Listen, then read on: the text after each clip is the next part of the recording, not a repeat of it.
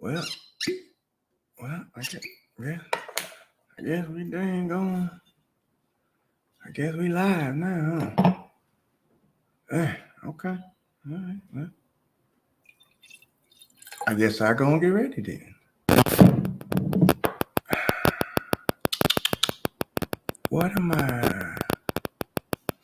Oh, I hear static. I don't like that. Okay, it just stopped. Okay, it stopped.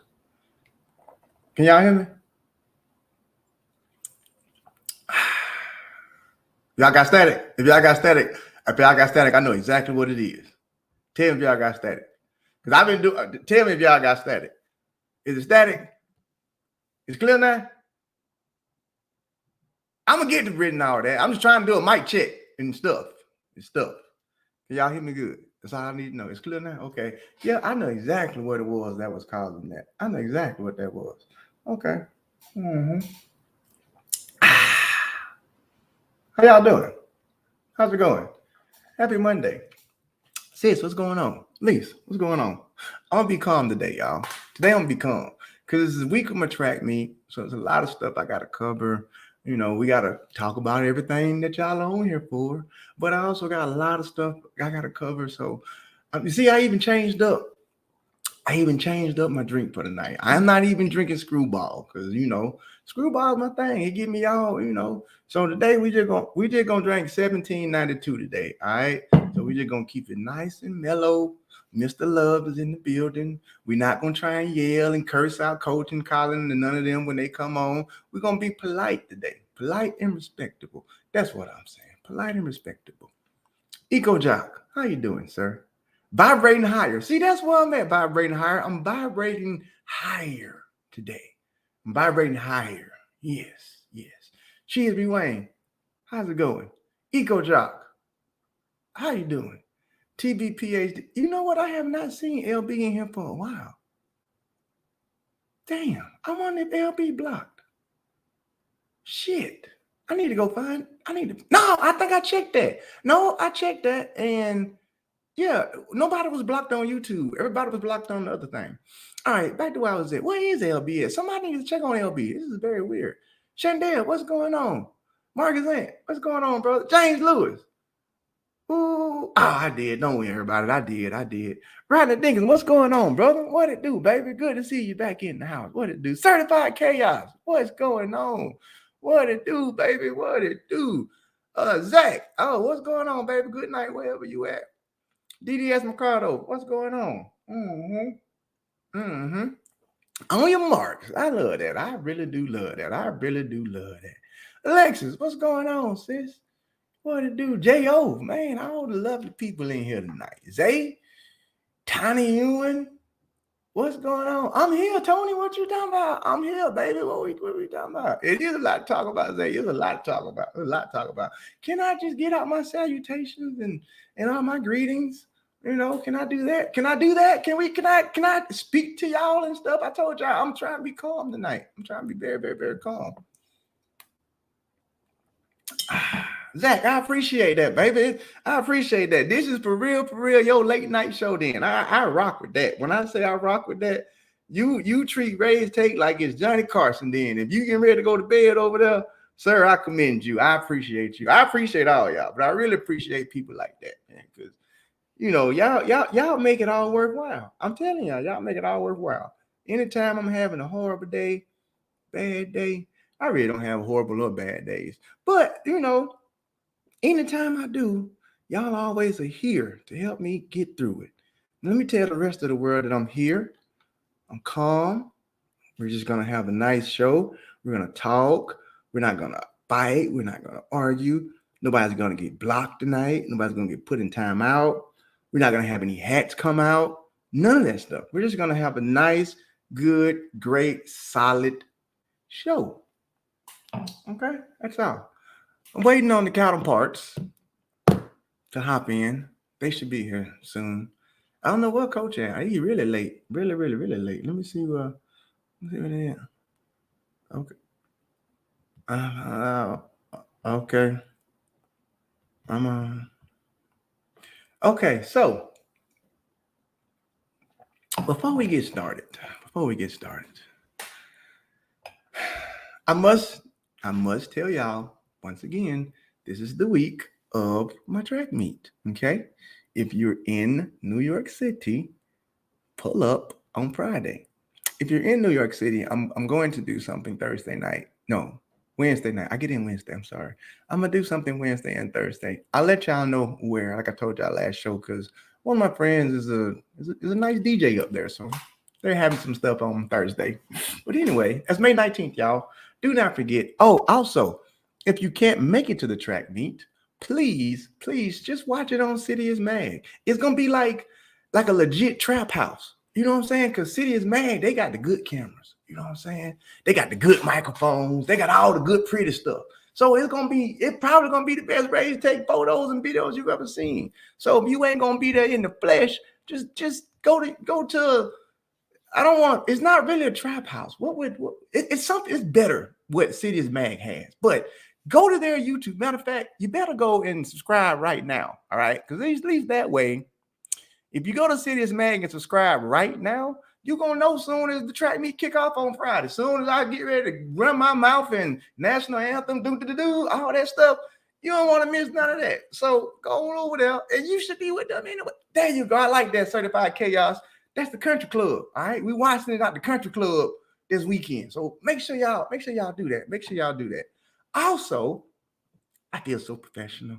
That's why I'm trying to be low and respectable. We have a lot of sponsors actually that helped with this track meet. I was able to get prize money. Yeah, there's never prize money for that 100.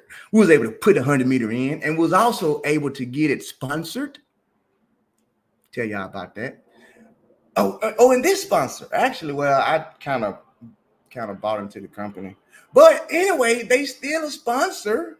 You know, they still a sponsor. You're wondering what this sponsor does, and then I'm gonna get into the show after I get done. Well, Synergy right now, they are not based in America. Okay, so what I saw was an opportunity. I said, first of all, I like what y'all got right there. Y'all have something that's better than regular KT tape. Okay, you know what?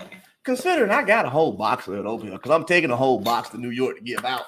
You know what I'm saying? You know, my new company, don't worry about it, all right?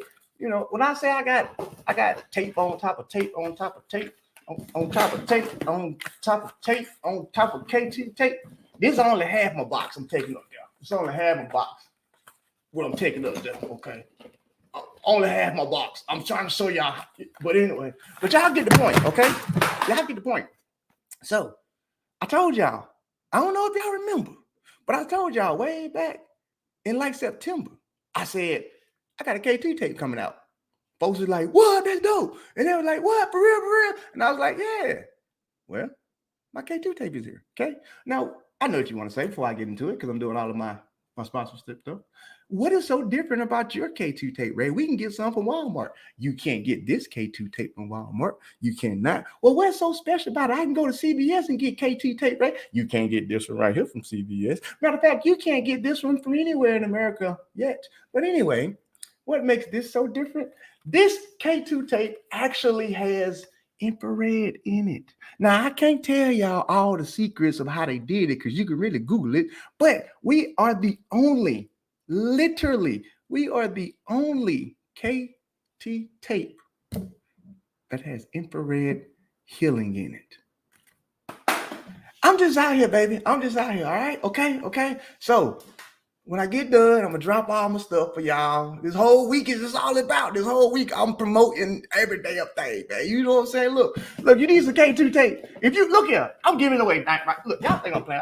I got tape for days, all right? Look, if you want some, just drop your address, damn it. Drop your address, and I see your box, all right? I don't even care no more. You know what I'm saying? Because that's what we do here. That's what we do. You know what I'm saying? You want to test it out. You got a little problem, or your athlete got a little problem, a little hamstring banged up. Don't worry about it. You don't want that regular K2 tape. That shit don't work for real. This has infrared in it. I can tell you how it works, but then why would I do that? You can just read about it. Oh, yeah. All right. Oh, yeah, no, for real. Email me. Email me at RaesTake. Y'all know my email. Email me at RaesTake. Email me at RaesTake. Drop an address or whatever, and I'll send you a bag. I'll send you, if y'all watching this show tonight, you're gonna get a complimentary bag. I'm gonna send you a bag with a shirt in it, like this beautiful one I'm wearing. I can't tell you about the material because it's great. And then I'm gonna send you some of my rolls of my tape and whatever, whatnot. That's what we do here. That's what we do here. That's what RaesTake is out for, baby. That's what we do. Like, we're here for the culture, okay? I think Better Accounting. That's another company I done partnered up with. Y'all wait till we have this show next Monday with Better Accounting on it, okay? Because we're going to talk about some stuff, all right? I think I got all my sponsors out the way now. Okay, now let's get into some track and field, okay?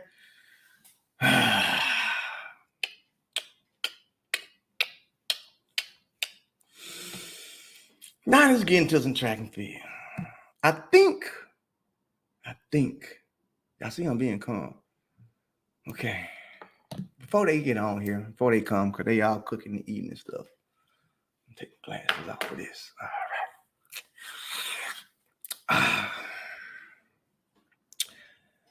Sha'Carri has done it twice. Okay. Oh, they coming. They track lights, they cooking right now. Literally, both of them are cooking. All right. I might put my glasses back on. I really can't damn see. Damn. That's crazy as hell. I thought I could see. I really can't damn see. God damn. Now I can see. Boy, I'm blind as shit. Boy, I took my glasses off and I started trying to read y'all comments. Boy, when I tell y'all I'm blind as shit. Hold on, let me turn the air conditioner on too. I know y'all see me. I'm coming. I know y'all ready to talk track. I'm coming. Got a lot of stuff going on. Dang. Turn the air on. Sweat. Okay. This 1792 shit got me sweating. I might have to go back to my damn. Oh Lord, I might have to go back to screwball. This here got me sweating. All right, so let's get into this. All right, get back to my calm mode. So Sha'Carri opened up with 1055. Wind dated. Okay. Per usual, what I said was, that's actually not a bad run. Even though it was wind dated, it's not a bad run. That's what I said. I said she looked dang on good. Now I gotta see more. But I said I gotta see more. But right now she looked good at 10.5, even though it's windy. Okay. So she said, okay, I'm gonna show y'all. She went to Doha. Okay. She went to Doha. And then she ran 100 at Doha. All right. 55, 57, whatever, Thomas. You know what I'm talking about. She went to Doha. And then she went to Doha. I still, you know what's funny? I still have not seen that Doha race. But anyway, I know the time. Okay. So after that, you know, she went on. She said, all right, since y'all don't want me in these Honduns, I'm finna come with this 2 Honduns. So then she said, all right, Nairobi, Iobi, Kenya, Africa, wherever I'm going. I'm finna show y'all, all right? So then she gets here, and I seen this one. I watched this one. This on my Twitter. Then she went there and did a Usain Bolt, Fred Kerley type deal. Like, and what I mean by Usain Bolt, Fred Kerley type deal, like, if you think back to Fred's opening 200, right? I said it then. I was like, that ninja playing. He ain't even running for real. And then he shut it down like 20 meters out. I said, okay, shit. All right. Oh, okay. And then even like her celebration was slow. Like, what I mean by her celebration was slow, when we saw Usain Bolt celebrate, when he went, oh, and all that, he didn't really shut down, okay? He didn't shut down. He just started celebrating. You know what I'm saying? When I seen her come off the curve, I had to watch it a couple of times. And then I got some stats I'm going to show with y'all from Nat the Stat. Shout out to Nat the Stat, okay? I got some stats I'm going to share with y'all. When I watched it from the eye test, right? From the eye test, I said, good Lord. She ran 80 meters. See, it's certain stuff I'm looking at and certain stuff I'm looking for when I'm looking. I'm looking from a training eye and I'm looking from a coaching eye and an athlete eye. I said, God, man, she ran 80 meters. By run 80 meters means she hit the gas. Okay. Stay with me now. She hit the gas for 80 meters, going 1, 2, 3, like gearing up. Then she got to 80. Put it to you this way. Take like my Mustang. Y'all see my Mustang. Love my Mustang. GT Premium, okay? One of a kind. It's 101. Got 10 speeds on it, all right? 10. I can go all the way up to 10. So let's pretend like she is that Mustang, right? She got to 7th gear in 80 meters, all right? She got a 7th gear in 80. Stayed at 7th. Not, watch this now. She stayed at 7th gear out of them 10. From 80 to 125, all right? From 80 to 125, she stayed in 7th gear, but there's 10. All right? But there's 10. Okay. So as I'm watching it, I'm like, she ain't hitting it. She not, as I'm watching her go down the straightaway from 125, which is roughly the relay marker, to 50 meters, I'm like, she ain't gonna hit it. She just gonna chill. And then after that point, she did this shit and went from 7th to 5th gear. And then the clock said 22. Oh, what? I said, oh my damn. I said, oh my damn. Oh my God. What did I just see? That's impressive. That is impressive. Y'all not seeing it from the details of what's in it. That's an impressive damn run. Why? And this is why, I say outlandish stuff like people can break world records. Why not? I say it all the time. I said on Twitter, I said, after looking at that, she got 21.3, 21.4 in the tank. Here's the thing that y'all got to understand, all right? Just because I say somebody got something in the tank, don't mean they ever gonna hit it. Don't mean they ever gonna hit it. Do she got 21.3 in the tank? Yes. Yes, she does. I don't give a damn what y'all looking at, but she does. Oh, I said I was gonna be calm. She has it in the tank. Does that mean she gonna press the gas ever? No. Why? We could use Asapa Powell as an example. Every year, Asapa Powell had 9.6, 9.7 in the tank, but he never brought it out. You know what I'm saying? He had it in the tank though, but never pressed the gas when he needed to. So just because you can do it don't mean you will. Now watch this. Here's what I saw in that, all right? I said, okay. Had she not celebrated and just coasted, okay? She had 20, she done broke 22 now. If she don't do this, if she does not do this, she had at least 21.7 now. Here's the thing that y'all don't think happens, okay? Every coach knows this, though. Every coach knows this. If you've ever been timing somebody, right? Watch this. When they get off the gas, the clock go faster. I know that lost a whole lot of y'all. It did. When you get off the gas, the clock goes faster. It don't slow down with you. It don't slow down with you, okay? So watch this. She giving me 22.0. If she don't get off the gas, she giving me 21.6, 21.7. That's if she don't get off the gas. Now, keeping in mind, that's 21.6, 21.7 with only hitting 7 gears, not 10. That's 21.6, 21.7 if she don't do this shit. That's not counting the gears, all right? So now let's back it up.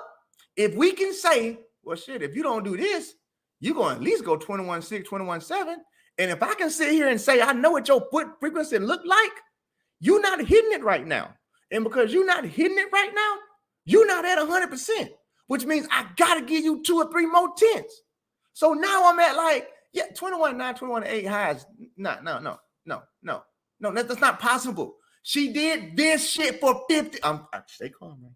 She did this for 50 meters. That is not 22.0 and 21.9, sir. That is not. Trust me, that's not. She did this. That's 21.7. Easily, if you don't do this. Arms keep pumping. Now let's say she hits it off the curve and then hits it again and go to 10th gear. That's 21.4. Now, if I give her altitude, which is where she was at, now my 21.3, 21.4 makes perfect sense. Easily. She chopping. I'm going to get the next with the stats he sent me, but she chopping right now. When I say chopping, she chopping. Now, I'm going to put this on it. This is why I'm saying she can go 21.3, 21.4. Because if I take that run I just saw, and if I take that Sha'Carri that's running right now, the one that went 10.5, the one that went 10.7, and ran down Sharika, the one that just did this shit and went 22.0. If you give me that Sha'Carri last year at the World Championships and you take Abby Steiner out of 7 and you put that one that we watching in right now, we put that Sha'Carri in lane 7, you're not catching her. And Sharika still gonna hit her 21.4, but you're not gonna go catch that. You're not gonna go catch that. I can't sit here and honestly say the Sha'Carri I'm watching right now, if she in 7, which where Abby Steiner was at, and Sharika's back there, right now, I can't say that. I'm just saying, right now, I can't say that. Can't say that. That's why I'm giving her 21. She on 21 pace. Jacko can't run her down. And the reason why I'm saying Jacko can't run her down is because y'all got to give Sha'Carri her credit, what her credit's due. In the straightaway, ain't nobody catching that girl. Like I'm telling you, ain't nobody running her down. Not when she hitting it. Not when she hitting it. No, I don't give a damn if it's Jacko, whoever. Good luck. Great luck.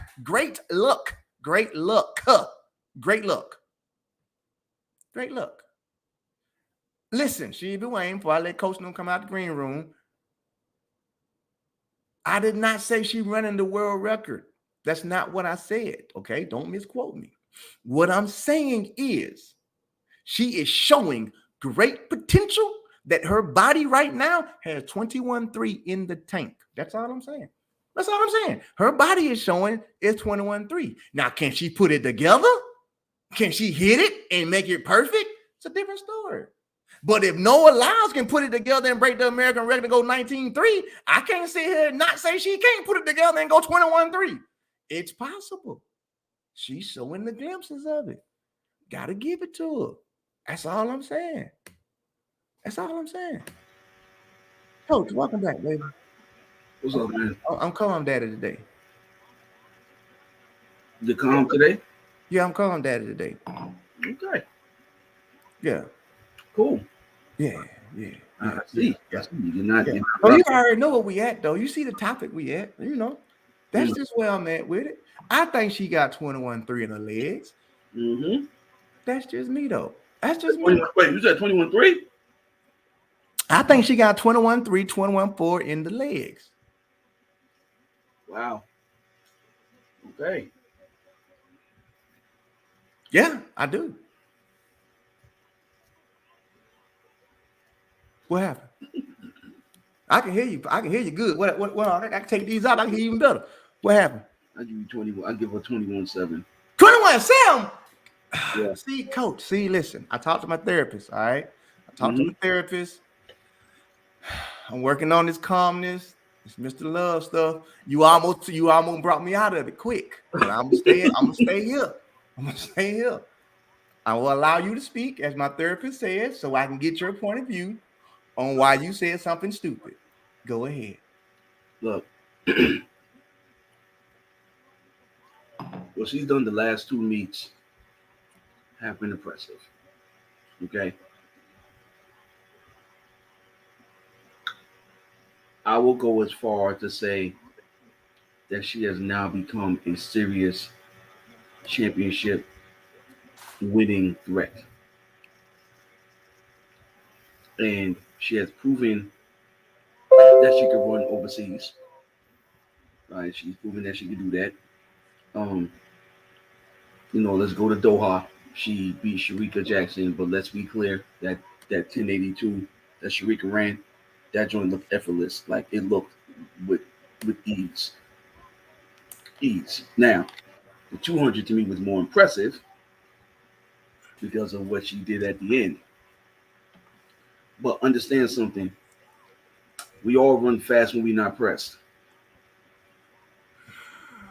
Okay, and I'm not gonna sit back and say that Sharika Jackson is gonna go out there and run 21-3, 21-2. I'm not gonna say that. But I will tell you like this. Even said this, I need you to make up your mind here. Jamaicans train for what? They Champ- train for the championships. and there you go. They So train for the championships. so if Sharika is running smooth 1082s like it's nothing, and she hasn't even opened up in the 200 yet, then you and I both know that it could be some really, really, really great fireworks that's going to take place. I think right now, and this is my humble opinion, it's a two-woman race. Because, well, let me not say that. It's a three-woman race because you can say what you want, but when I saw Gabby run 49.62, Mm-hmm. Mm-hmm. you know what I'm saying? And clearly Abby went back to the drawing board. She's back training, so they cleaning up her stuff. Mm. It's gonna be interesting. I do see like I said last year, I do see Sha'Carri making the team no matter what. You know, Mm-hmm. Mm-hmm. Mm-hmm. just gotta see what's gonna happen and see how healthy um Shelly-Ann is. Because with Mm-hmm. her not being healthy and people saying that she got a knee injury or whatever it is, we gotta be Yeah, more that's what I was hearing. That yeah, she had a knee injury. you're right. So whatever it is, so whatever it is, I'm gonna wait and see what the queen opens up with, and then we'll go from there. Um, hey, I'm gonna tell you like this: it's one thing when you run against one of the Jamaicans. It's another thing when you got to run against two of them. See, I'm gonna tell you something, sir. While I get my Yes. microphone together, Go okay? ahead. I gotta go here now with it. Mm-hmm. Gotta go here. I totally understand what you're saying. I do. And I, for one, used to say that she was afraid of him. Okay. Mm-hmm. But now, I have not seen it. Maybe I should watch it.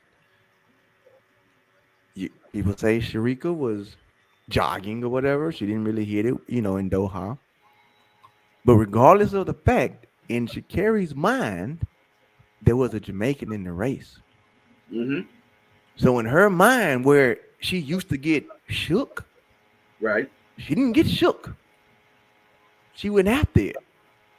Oh, Sha'Carri, I'm not betting on her. But then when y'all told me, I mean, Sharika didn't really do nothing, but Sha'Carri ran her down. Well, that's even more impressive. So you mean to tell me she knew she was losing to a Jamaican and bit down and said not today? I Okay. mean, I mean, I'm just saying. I'm just listen. saying the I things that used to hinder her from running fast was like people said she can't run overseas. She's done that twice. People like me, I've been on record saying she gonna fold when she get next to a Jamaican or somebody like that. She didn't fold. So it's like the amount of reasons that we used to say she can't, she done broke them now. okay. So let's make sure we're very clear in what we're saying. Mhm. People take jog too damn literally. Ah, yeah, that's for We certain. know Sharika was running, but if you Mhm. watch how Sharika looked in that meet and you go back and look how she looked last year, she looked like it was more effortless, Mm. which makes it scary.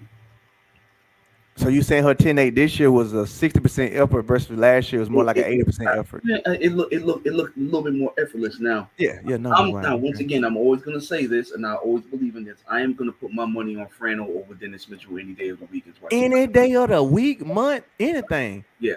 So Shout out and to Rico Too Hot for that $2. and Yeah, brother, we ain't gonna forget about I'm gonna interrupt coach. I ain't gonna forget about my sis. But let coach keep going. I'm gonna I believe that Sharika is still loaded. Um I believe that she would show up come championships. I believe she will she will do what you said she's gonna do now. You got her winning both the one and the two. Mm-hmm. I Still. I put very little stock in the regular season meets, especially when it comes down to the Jamaicans. I put very little stock in certain Americans. I put very little stock. Okay, like we all thought Asafa Power was gonna be the dominant sprinter. Leading when Mm-hmm. the championship come around, Mm-hmm. Mm-hmm. you know. We also remember in '04, Gatlin won one race that year, Mm-hmm. and we know what race that was. You know, you know, a lot of crazy things can happen between now and the championship. I put little Correct, stock Amato. in I put little stock in the Diamond League stuff. I put more stock, and when I say the Diamond League, I'm talking about the early season Diamond League stuff. Mm-hmm. I like the Diamond League races after championships, and because it shows who's holding on to their fitness in their training levels. Um, but I also like to see how they run rounds. Look, when you're in the United States and you know there is no Carmelita, there's no Tiana, there's no God bless that beautiful woman. There's no Tori. Um, Love you, sis. it's easy to run comfortable when you know you're head and shoulders better than everybody. It's a different story when you know you run against women that's going to be ready at that meet and you know they're going to show up. You know, we know Kimbunji out, maybe be out for the year. She might be out for the year with that injury she got. But we also know Dina Asher Smith is going to be ready. We know Sharika Jacko's going to be ready. We Mm-hmm. know if Mm-hmm. Shelly is remotely anywhere close to 90%, Mm-hmm. she's the favorite. You Mm-hmm. know, Mm-hmm. so it's going to be how she manages the rounds because she ain't never had to run rounds on that level before. And it's going to be how those lanes draw out. That's Listen, a big thing. That's a major thing. listen, people don't understand that that if you are like I knew I was a left side dominant person. So if I had all my competition on the left, I was cool. Mm-hmm. But if I know I Mm-hmm. had all my competition on the right, I would struggle a little bit. Mm. But when you strike, if you draw lane 5 Mm-hmm. and Sharika's in 4 and Shelly's in 6, Coach, I'm gonna give you some stats, and I want you to think about this when I give them to you. All right. okay. We're just gonna start with the first 100 meters, which would be the curve, of course, in Mm-hmm. 200. Yeah. When Flojo broke the record, she was moving. All right. What she run She ran 11:11. on the bend? Yeah. What the hell she finished with? 7.2? Well, I'm gonna get to that. You know, Nat with the stats don't broke me off. you know. So Man. And that's after 4 rounds. That's after 3 other rounds. yeah. Remember they ran 4. Remember they ran like women and Mhm. men back then. They ran 4 Yeah. rounds. She ran 11:11. But watch this though. Mm-hmm. Elaine in Tokyo, when Elaine went 21.5, Right. she was on the curve at 10.99. But them straightaways slowed down. Okay. Sharika also was on the curve at 10.99. Straightaway slowed down. Gabby went her 21.6. Gabby curve was 11.15. All right. Now I went on record saying Sha'Carri ran 80 meters. She didn't really go all out. All right. Her 100 was 11.08. Okay. Which means just with that curve alone, she's already in position. According to, shout out to Nat with the stats. According to Nat with the stats, Uh-huh. she already in position off the curve right now in Nairobi. And I said she only ran 80 meters then. And that's early, which means she can still get faster by June, July, which means 11.08 on the curve can easily turn to 10.98 on the curve, which means she would have the fastest 100-meter split ever in the 200 on the curve. Keeping in mind, all these other splits came at World Championships, Tokyo Prime running, right? Mm-hmm. She had 11.08 in May. That ain't even prime running. That ain't even prime. All right, let's get on down the line, though. Let's get on down the line. Because it's going to prove what I was just saying. And I swear to God, I just opened this up. It's going to prove what I was saying with my eye test. All right. 100 to 150. Because I said she got off for it. She didn't hit enough gear. Flojo was at 499. Flojo hit that 50 off the curve. Flojo hit it. 499 is moving. 508 was Sharika. 507 off the curve was Elaine. Gabby was 502. Sha'Carri was 52. I told y'all she got off of it. I just said that. Okay. Okay. So now let's go with the 150. Flojo came through the 150 at 16.10 to break the record. Sharika fell off. Okay. Right. And Sharika fell off because Sharika went 16.07 to the 150. And then Elaine fell off. Elaine went 16.06 to the 150. And then Gabby went 16.17 for the 150. Okay. Sha'Carri came through the 150 in 16.3. And that was not a full speed 150. It was not. But she came through at 16.3, which means just a gear. If I hit a gear, I'm at that same 16.1 y'all at. I'm at the same one. And that's at the 150 marker now, all right? Right. 150 to 200. Watch this. The world record holder came through in 5:24. Sharika came through in 5:38. Elaine had a major drop off, 5:47. And then Gabby had a 5:44. Now, we all just kind of sat here and was like, man, she celebrated like 30, 40 meters out. Her 150 to 200 with her celebration was 5.7. So her 100 with her celebration was 5.7, which means if I don't celebrate, I'm still on y'all pace. Which means if I just hit it off the curve, I'm faster than y'all pace. And if I hit my 100, I'm faster than y'all on the curve. The numbers say, now she can play with 21.3. Like she can play with 21.3, 21.4. The numbers say so. Like, no, you got room. You got room to play. And you played in Nairobi. And we all saw you play in Nairobi. Now, your playing matches they running ain't far off at all. Which means if I just decide to run, guess where I'm at? The same numbers. Because Sha'Carri's 100 to 200 in Nairobi was 10.99. 10.46 was Gabby's. 10.54 was Elaine. 10.46 was Sharika. Now, this the shit, Coach, because you was asking a question and now you finna find out where it was at. 10.23 for Flojo. That's where it was at. You say, well, what she make it up at? I'll tell you what she make it up at. 10.23 in the straightaway, Jack. Let him off the curve. 10.23 straightaway. That's where she made it up at. World record 21. Come on, baby. She wasn't playing. Flojo hit the straightaway on something different.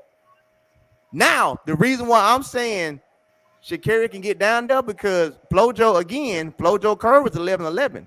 Sha'Carri can get a 10.9 curve. If Sha'Carri can get a 10.9 curve and then don't celebrate, she can come on back down there to a 10.3, 10.4, which puts her right there in that range. You know what you need to consider, though? Let me hear. That was a damn good one, though. That was a damn good speech. Soliloquy, boy. Well, go ahead. Let me hear. You know what you got to consider? Of course, lane assignments. Rounds. Yeah. No. That matters. Well, hold on, though. Let me put it out there and say it right. I don't think that she could break it at the World Championships, all right?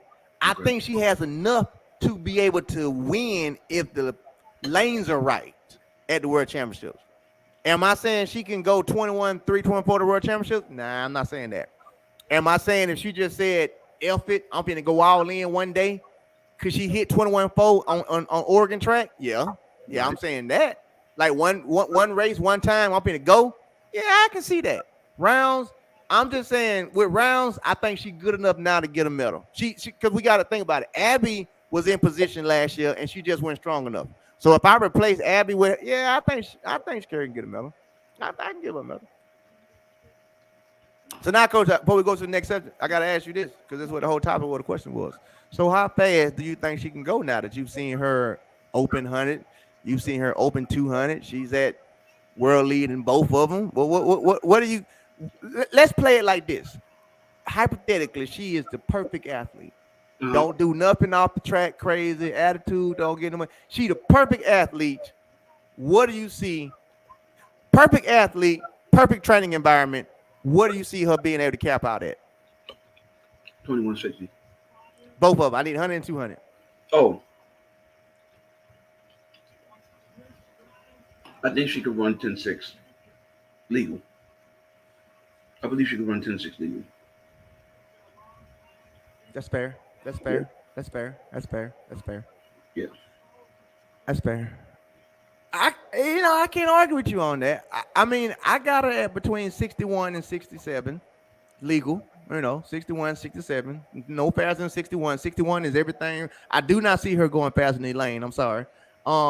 61 to 67, I can see that. But honestly, I really do see her being able to go 21 forward.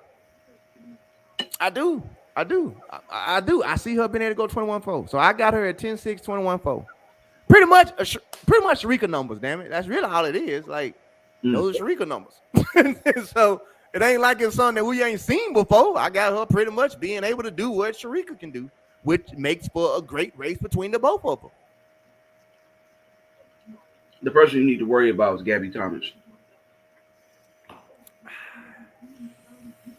Let me tell you why. Yeah, tell me why before we go on to the next topic. Here's all the women who've had some of the fastest 200-meter times. You know what? Hold on, Coach. Before you stop, I gotta attack this real fast. I want to attack this. I'm gonna put this on the board real fast, and you're gonna agree with me, Coach. I don't know what's wrong with this new generation. Okay, I don't know what's wrong with this new generation.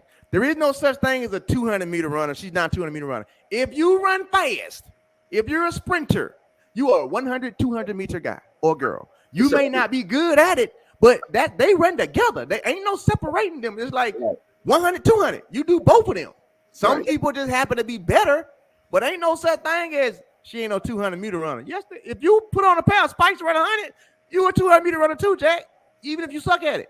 But all right, Coach, that's all I had to say about that. But go ahead. The difference between her and a lot of those other women in the top percentile of the 200 who ran probably 21.7 or faster, you know what they all got in common? They go over in 49 seconds. In the Shut up! I know you're gonna say that. I told my therapist I wasn't going. Remember, Flojo is what, a silver or bronze medalist? The one, and she ran the relay too. The one thing that they all got in common, you were 100% correct. You wasn't supposed to pull that card, but you're 100% correct. Valerie Briscoe Hooks, Marie Jose Perec, Marion Jones. Regardless of how you may feel about her, the girl ran under 50 in the 400. No, I love I love me some MJ. Sharika Jackson, Allison Felix, and now Gabby Thomas. Touche. Oh, my bad. Abby Sonner. Oh, her PR indoors is 50.5. Touche. I see a lot of people telling me, Elaine. It ain't that Elaine can't do it. It's just that she won't. Didn't y'all not hear my story of me going 47 one time and said, F that, I'm not doing that again. It ain't that she can't. It ain't that we can't. It's that some of us just won't. I can promise you Elaine can give you a 49. She not, though. I can promise you that. She's not. No. She ain't about that life. The same way a lot of us sprinters ain't about that life. Shit, y'all seen more of them? No, sir. It ain't that we can't. We don't want that pain. That's a different type of new. We don't want that. That's a different life set right there. I don't want to touch that. I don't want to. Not me personally. I don't want to touch that. Coach, I gotta move on though. I gotta ask you a question. Cause right now, There's a lot of weird stuff going on, man. Like people who usually don't, but so. And I know you said this one time before, back in the backstage of our own little private chat. But I gotta ask the question, Coach. Mm-hmm. Omanyala. I mean, I gotta ask it. Omanyala. Think it's the year that he can run outside of Africa and prove us all wrong? Budapest is over there in the Eastern Hemisphere, right?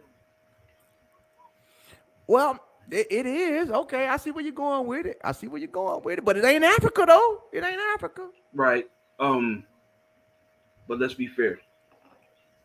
The reason why a lot of people question his times because he was running against people that we didn't know. He gave it to Kenny and Marv. Marv got on sprint culture. Shout out to Anson. And said, yo, he's going to have to do it. And J. No, he made his comment. And Omanyala said, okay, hold my beer. Now, the better question is, can he do that in the championship? That's the question. If he can do it in the championship, he's going to be okay. He will shut up all the doubters. You think he can this year? He's consistent, man. I mean, consistency do travel.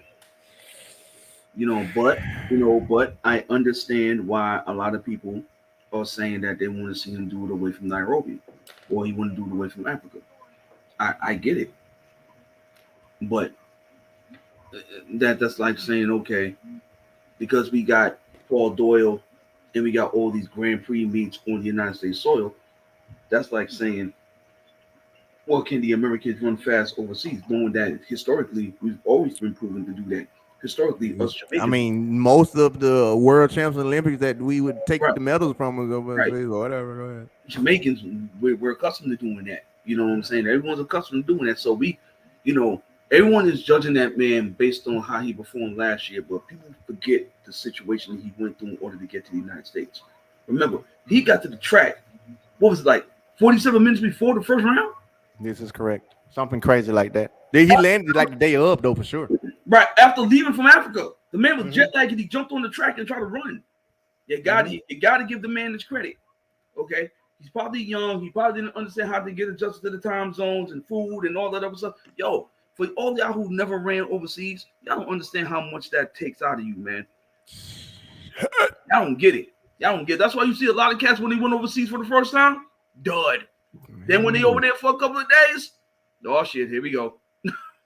My first trip to Europe, I did 3 track meets and said, TC, take me home. Send me home. 10-3. I ain't ran this shit since high school. What is going on? Send me home. I'm not great. I thought I was good. Oh, you're right. Personally, Cole, I think that this year will be the year that he actually does.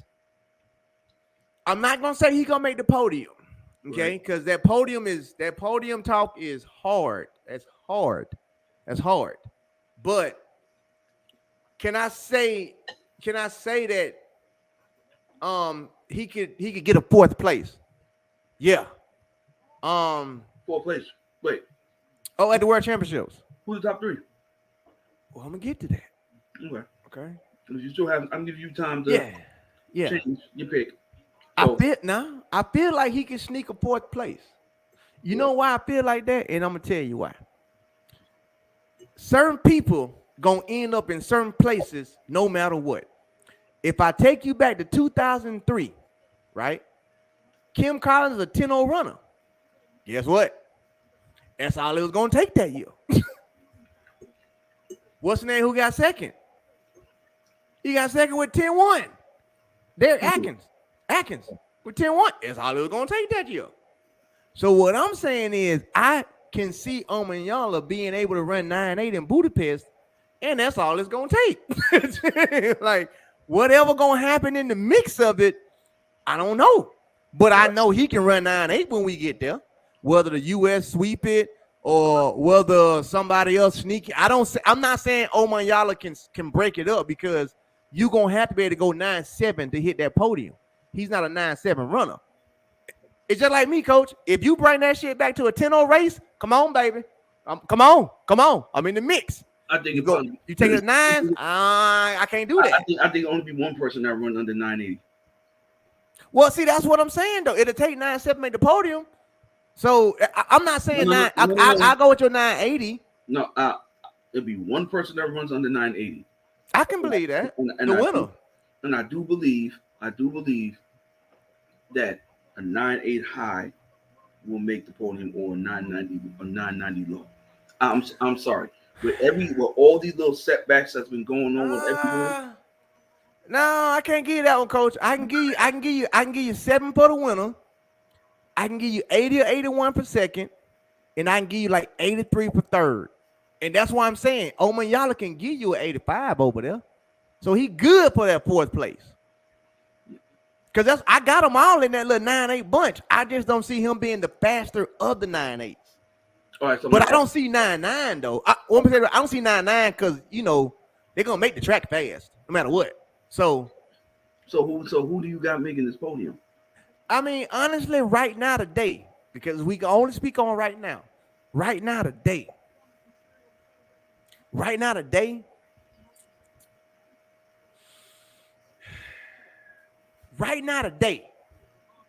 Based on what I've seen so far, America still got the sweep. All right.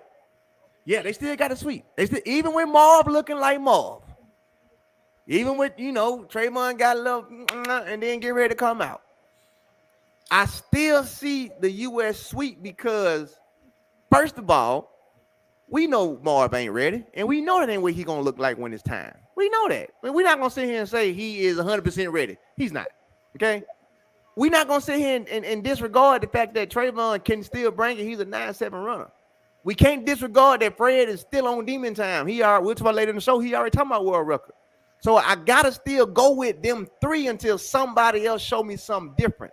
The only person that's showing me anything different is Omanyala. So that's why I'm going with Omanyala for damn near 4th. Now, we finna get a whole slew of track meets coming up that might change all this shit because they've been race each other. Ocean's about to come out. But right now, I'm only basing off of what I've seen. What I've seen is still the Americans and Omanyala done crept up to that 4th place spot. I don't see nobody else. I don't see nobody else going no faster. I mean, because we could talk about Iceland, we could talk about everybody done did that, but it's May. Y'all got to do that shit in August 17th to be exact. The funny thing, the young boy, because of who's coaching him, I think he'll be ready. Severe not getting a medal. Sorry. Keep going. I'm not saying. I mean, I'm talking about somebody in the comments. No. I think he's going to be ready only because I know Gerald know what he's doing. Mm-hmm. And Gerald, what? Come on, he done proved it. So, it's hard to really, honestly, it's really hard to predict who's going to win this damn championship. Right now, it really is. That's the only reason why I went with the same USA sweep. Like, I'm just gonna go off of last year. I'm gonna just do that. I mean, but like somebody else, I forgot about that. Brett got that bye, so Coleman gonna be there too. It's gonna be interesting to see. With Coleman there, I have to respectfully move Omanyala down the field. I'm gonna tell you right now. I'm gonna tell you like this because he ain't beating Coleman. I'm gonna tell you this like this right now. Until I see a level of consistency, I really don't know who the favorite is. I get what you that. That's why I keep going off last year, because ain't none of them just looking like y'all say. Ain't none of them separating themselves. Ain't none of them doing that. Ain't none of them stepped out and said, "I'm here." Right. Kind of like Sha'Carri done did. Kind of like how Britton Wilson done did. Like, no, I'm here. Like, y'all come catch up to me now. Ain't nobody on the men's side really did that yet. So I see what you're saying with that. Like, well, right. Ain't nobody I'm just saying I'm the dominant force. But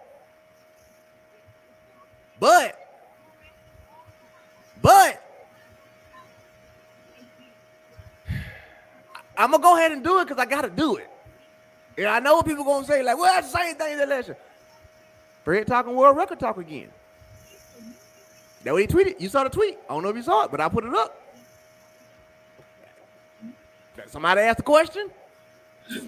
What how did he feel about, opening track meet May, and he responded back with WR. World record in what? The 100? The 100. He ran the 100 in Japan. That's what he said. Now that's what the man tweeted. Okay, the man tweeted WR. Now in his defense, all last year, I said Fred could break the world record. Fred Kerley never went on record and said, I'm going to break the world record. He never said that. Ray did that. Ray said it all year long. He going to break it. He can break it. He going to break it. He can break it. I said that, okay? I didn't say that this year. Fred said that. Fred said world record. That's all. I'm just telling you what the man tweeted now. So I got to ask you, how do you feel about Fred going world record? Oh, hold on. I got to ask the question right. I got to ask it right. Shout out to our brother Fred. I know we love Fred. How do you feel about Fred world record May 21st? Let me ask it the better way. not possibilities. Fred Kerley breaking the world record on May 21st.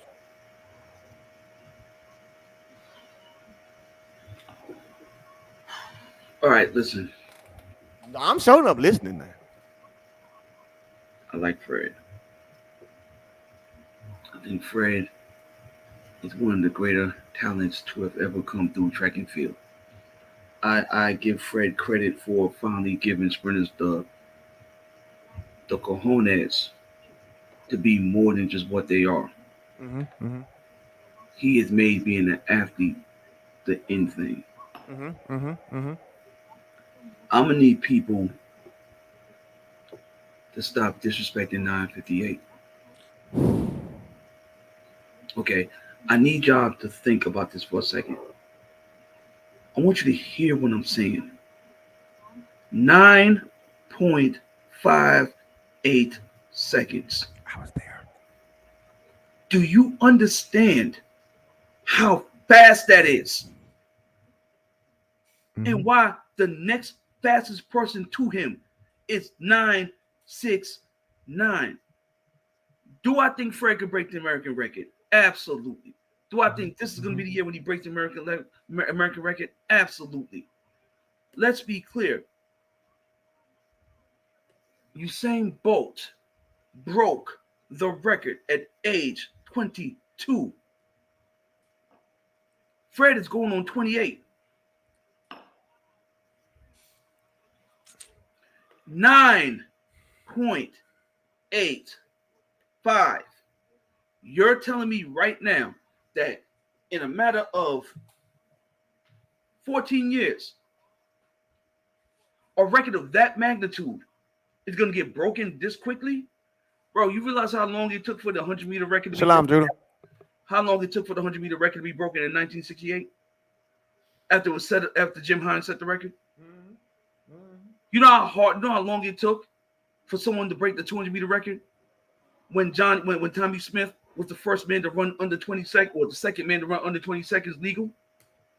Because John Carlos did it first. Do you not understand how long it took for 43.86 to be broken? Do you realize how long it took for the 4x4 record to be broken? You saw how long it took for 41.37 to be broken? 47.60 ain't going nowhere. You saw how many years it took for 40. You saw how many years it took for 47 in the 400 hurdles to be broken? And now we're going to sit here. Oh, my bad. Let me not disrespect the great Bob Beeman. Mm-hmm. How long it took for that jump to be surpassed. You have to understand that you're going to need everything to be right. Plus, the hands of God is going to have to push you the last 20 meters. I respect Fred, and I believe Fred is the next American record holder in the 100-meter dash. He's going to remove Tyson Gay from the record books. But here's the difference between Tyson and Fred. Up to this point in Fred's career, Tyson was a way better 200-meter runner than he is. Tyson was violent with his running. Violent. Scary violent. Right? The man did a 24-second 250, bro. That's unheard. That don't even sound humanly possible. But we know it's facts. Okay? Tyson also has a soft 200-meter PB. Let's be real. 19.5 is not his fastest.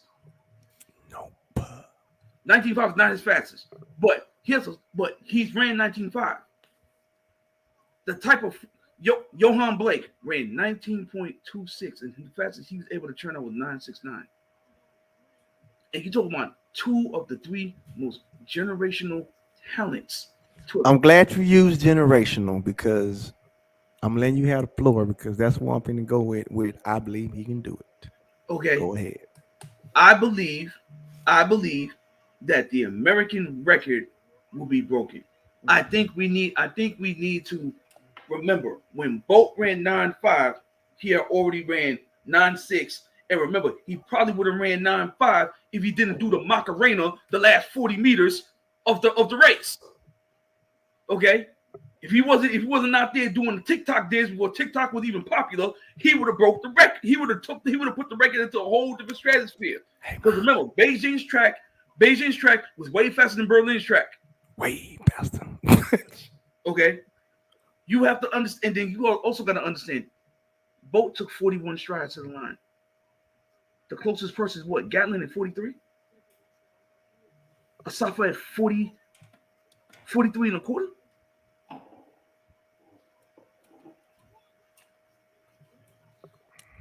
Okay. First of all, I'm gonna start like this right here.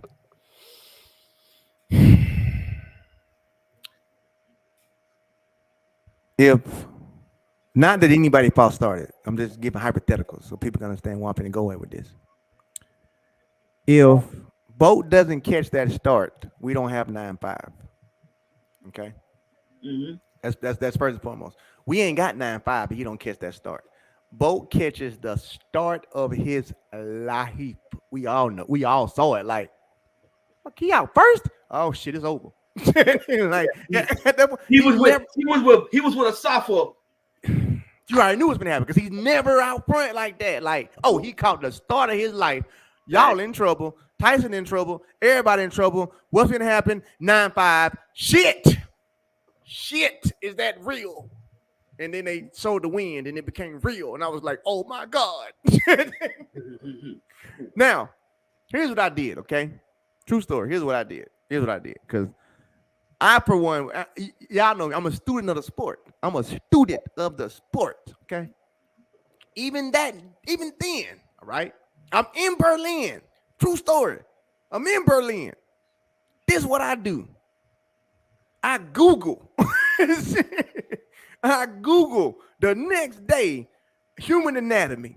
True story. I Google how fast can mankind run? How fast should the human body be? Because I couldn't believe the shit. And when I can't believe shit, I go studying.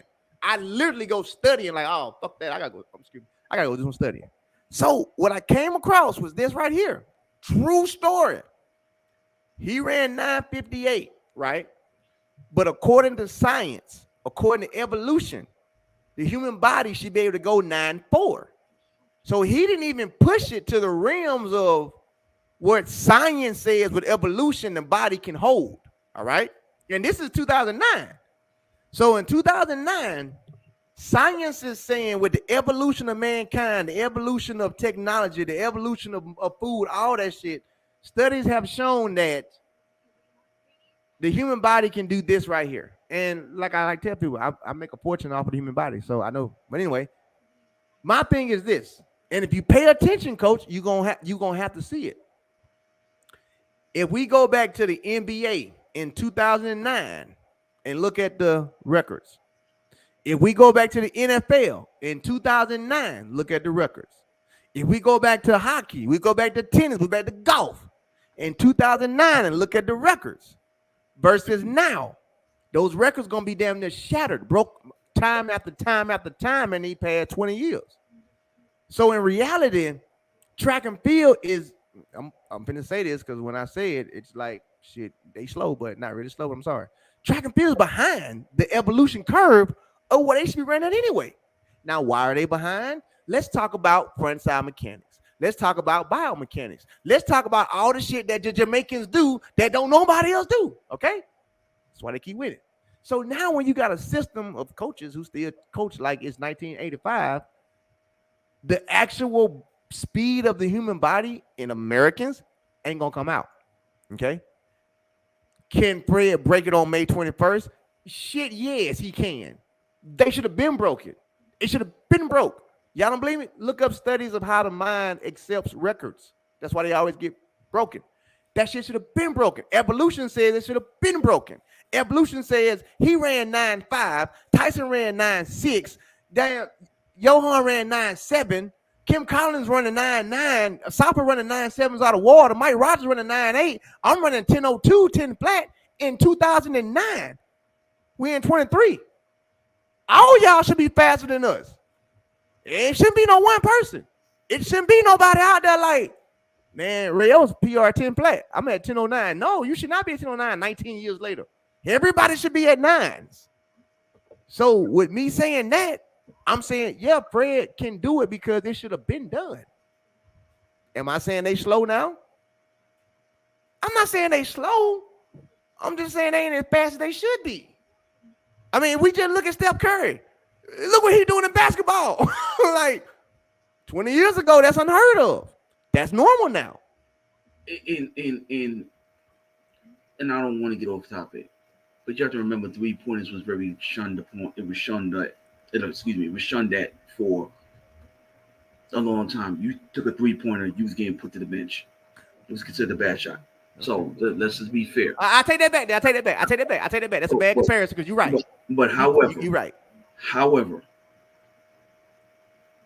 we can sit back and say evolution, this and the third. Okay, cool. But I'm telling you right now, the guy that's going to break the world record is probably either a toddler or mama and daddy ain't conceived him yet. No, Fred.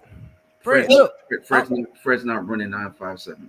Fred can look. There's only one person on this planet right now that can do that, and it's Fred Kerley. And he retired.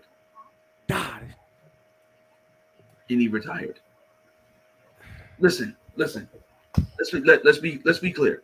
All right. Here's what I'm gonna shut your whole thing down. If 6'4", Fred 6'4". Okay, hold on, because we're gonna have a good comparison here. Is the 6'4" mega beast known as a Safa Powell couldn't do it? The greatest 100-meter performer by me. I asked my of all time. He couldn't even do it. You're right. I see where you're going. If he couldn't go under 970, come on, man. Come on. Now, remember, Asafa was able to run 19 point. Asafa PB is like 45.5, even though he only moonlit in the 400. Thank you, Tyro. We gotta stop disrespecting 958 like it's a walk in the park. There are signs. Look, if I had to go for last year, you would say, you know what? Fred would be the closest threat. Because the man ran back-to-back 9.7s, and that's unheard of. 9.7 and then kind of got hurt. Right. Which is another thing you gotta be concerned about. We appreciate you for that, Coach Daniel. Let me explain this to you. When you start playing with that central nervous system, sir, I understand. Like, you're right. If I'm gonna break that world record, I want that joint to be close to the end of my career. I don't want to be when I'm at because think about it. Everybody that we seen that went to the mountaintop came crashing back down. Tyson was never the same. He tried to come up, but look, respect. Let me ask you this. Let me throw this monkey wrench in there. Okay. Let me throw this monkey wrench in there. And it ain't drugs, first of all, because I was there. And it's an ESPN. so it's researchable that we all know Usain Bolt worked with the famous Dr. Mueller in Germany. Okay, we all know that he was doing peptide bonds. All right, which is not illegal. It ain't illegal for damn. It's Kobe not. Bryant It's was over there. Kobe Bryant. extremely expensive. That's Kobe. Everybody. It's expensive. It ain't illegal. It's expensive as hell. Okay, so we gotta do the same thing that Bolt did, the same thing ESPN did, and grant some of that 9.5 to Dr. Mueller, because Dr. Mueller also said in ESPN. I know that Fred has been visiting Dr. Mueller for the last 2 years. So let's just put it into perspective. You got the same doctor. You damn near got the same height. You started late, but if we're talking scientifically, it's not out of the realm of possibilities for you to break it. That's all I'm saying. That's lit. That's lit. God damn, Bandit. Look here. Bandit broke the whole show. I feel like a stripper. Oh, I feel like a stripper, baby. God damn. Let me pull up. Ooh, let me pull up a Bandit. Hey, Cole, we're going to split that, baby. Cole, I'm going to see $25 right now. Cole, we finna split that. What's your, text me your cash out, Cole. We splitting that shit. Text me your cash out, baby. Woo, the Bandit done set it off. Cole, I'm going to pay you half of that, baby. Come on with it. God damn. That's in the bank now.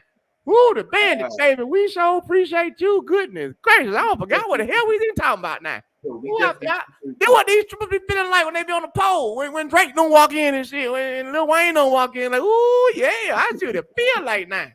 Good night. wow. You know what? Coach, he just bought the whole comment section. For the rest of the night, they're sitting right there. None of y'all comments gonna come up on the screen. He just shut down the whole screen comment section. So whatever you type, it's just gonna sit in the comments. It ain't going to the main screen. He just bought the block. That's what you call I'm buying the whole show. Ain't nobody comments coming up no more. Wow. Hey, I'm buying the whole show. Ain't nobody got no more comments no more.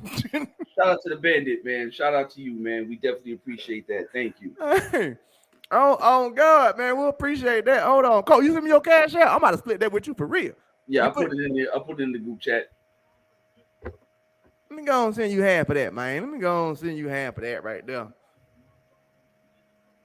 Bandit, yeah, you see how we doing it, baby? We splitting that, man. That's how we do around here, RaesTake. Coach, you get that $25.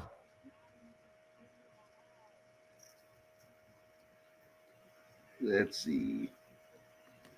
Nothing came through yet. Did you see what I put in? Man, it's it right here. Look at it on my screen and say I sent it to you, baby. Lamont Johnson. Come on with it, baby. Come on with it, baby. We want to split that down the middle. Yeah, I'll catch it later. Got it. Came through. Hey, Bandit, we appreciate you, baby. This one here's for you. Yeah, for real. Somebody said, Bandit, we know you meant to send $5. You hit a typo. Y'all some haters, yo. Stop hating on Bandit, man. That man did what he do. He came from his heart. Leave that man alone. Right. Bandit came from his heart. We don't do refunds, so if you meant to hit $5, yeah.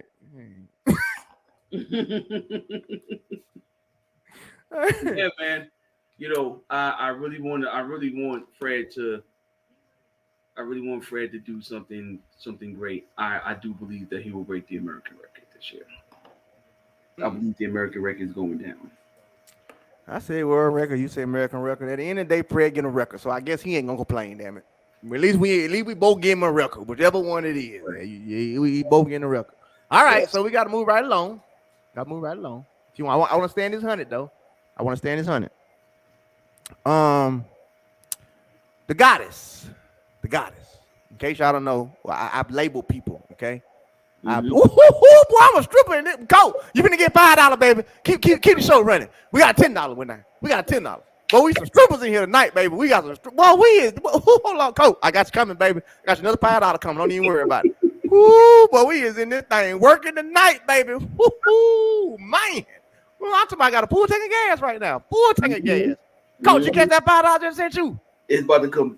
Yeah. Make sure these folks know we spread. We look at Mr. Love, baby. We spread love around here. Hey, dude. All right, so the goddess. In case y'all didn't know, all right, the goddess, because we ranked them, is Shelly-Ann Fraser-Pryce. Yes. The queen is Elaine. All right, that's where they at. That's where they at. So we rank them. All right. So when I say the goddess, we talking about her. Okay. knee injury. All right. It had to finally come out. Okay. Now, here's my thing. Shout out to the goddess. Father Time, which I kept trying to tell everybody was gonna show up. I said eventually Father Time gonna have to. Oh, you ain't got ding dong. You know, eventually. Do you think this is a Father Time knee injury or just a regulation knee injury? I think it's regulation. We got to see if she has more injuries consistent with one another, like back to back. Like, okay, she got dinged here. Did she get dinged here? Did she get dinged here? Just got to see. I think it's just a fluke thing. I think it's a one-time thing. Shelly has been relatively injury-free most of her career, so I will give her the benefit of the doubt. I can't do it, Coach. Okay. Here's why I can't do it. Maybe it might be my jealousy. It might be my jealousy, all right? Mm-hmm. But I'm 42 now. I know I don't look like it sometimes, but I'm 42, all right? So it may be my jealousy. One thing for certain, two things for sure. Father Time ain't racist, ain't prejudiced, ain't sexist, ain't none of that, baby. Right. Don't care. Eventually, you're going to have to see me, all right? I was great. Still feel like I am. I wake up every day, I got back pain. I wake up every day, I got a little knee pain. And I don't do shit. Like, I got pain from just living. Bro, I got this hip issue right now. My hip bothering the hell out of me, yo. But you don't want me to believe it's Father Time on her. And look at us. We see it like, bro, man, my knee, my hip, my. I mean, it could be. I guess I'm going to call it Father Time. Like for example, you know it's Father Time on LeBron. Because them injuries, them injuries starting to come in regularity. LeBron, a good night scoring 28 points. That's Father Time. But you understand, them injuries are starting to come with regularity. Now, once those injuries start coming with regularity, they'll be like, yeah, Father Time said, hey, baby, hey, come sit next to Daddy right here. Come have a seat. Come have a seat with me. Yeah. I don't think that Father Time is slowing her down, though. Let me put that out there. I don't think that this is saying she gonna get slower or none of that. No, all I'm saying is Father Time has showed up, meaning you might got to take one more extra day off for rest. You might have to back off one extra rep. You might have to go 2 sweet potatoes instead of 1. That's what I'm saying. I'm like, no, Father Time done showed his head up. Now, I'm not saying Father Time don't shut the door like, boom, it's over with, because like what you just said, Coach, we gotta see more injuries first before we can say, well, damn, you know, it looking bad for her. But put in perspective, like somebody else just said, she had one little bing bang last year. But again, her age ain't her cellular age, so you know she still got time to run. But do I think this knee injury that put her out was a Father Time injury? For sure it was. And I feel like her and her camp knew that's a Father Time injury, so you can't run because you can't run through it. And not only can you not run through it, you got to wait till another track meet, because we have to take care of your body, because we got to understand this is Father Time. This ain't nothing you did.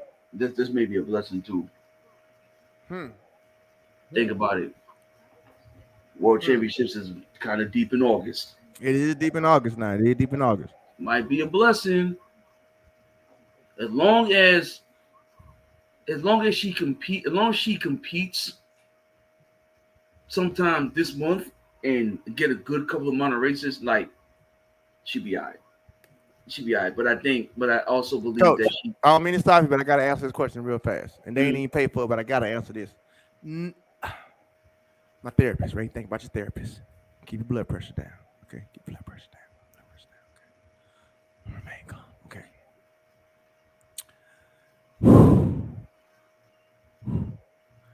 So your question to me, because you said Ray, you didn't say Coach. Ray, you mean your therapist. Your question to me is, do I think that any female from Jam Rock is ducking from a What are you smoking? What in the hell are you smoking? Why would you even think that? What even make you put that shit up there? Dude, oh, look who we talking about. Look who we talking about. We talking about Elaine Thompson. Hey, We talking about Sharika Jackson. We talking about damn Shelly-Ann Fraser-Pryce. How many medals has Shelly-Ann won? How many championships? You talking about some? Do we think she did? What are you? What the hell is wrong with you? Ducking. Of all people, of all countries, of all people, not name other than you didn't say goddamn Cambodia. You didn't say no other country. You came and said one of the Jam Rock girls is ducking. Sir, hold on, sir. Whew.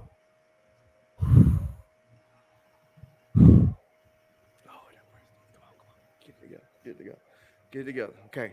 I didn't mean to yell. Did not mean to yell. Sir.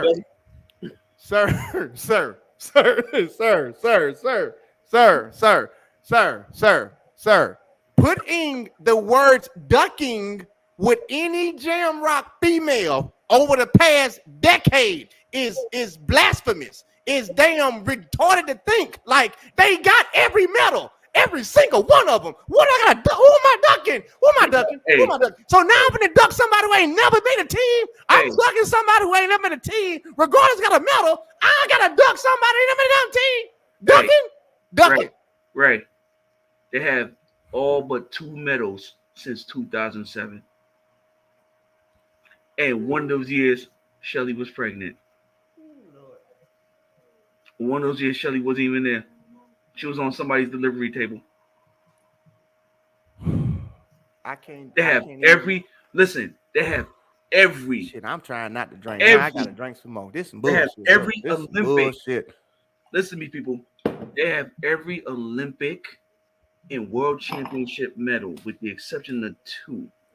One when Shelly was coming up with injury, and the other one when Shelly was laid up on a delivery table about to give birth to her son Zion.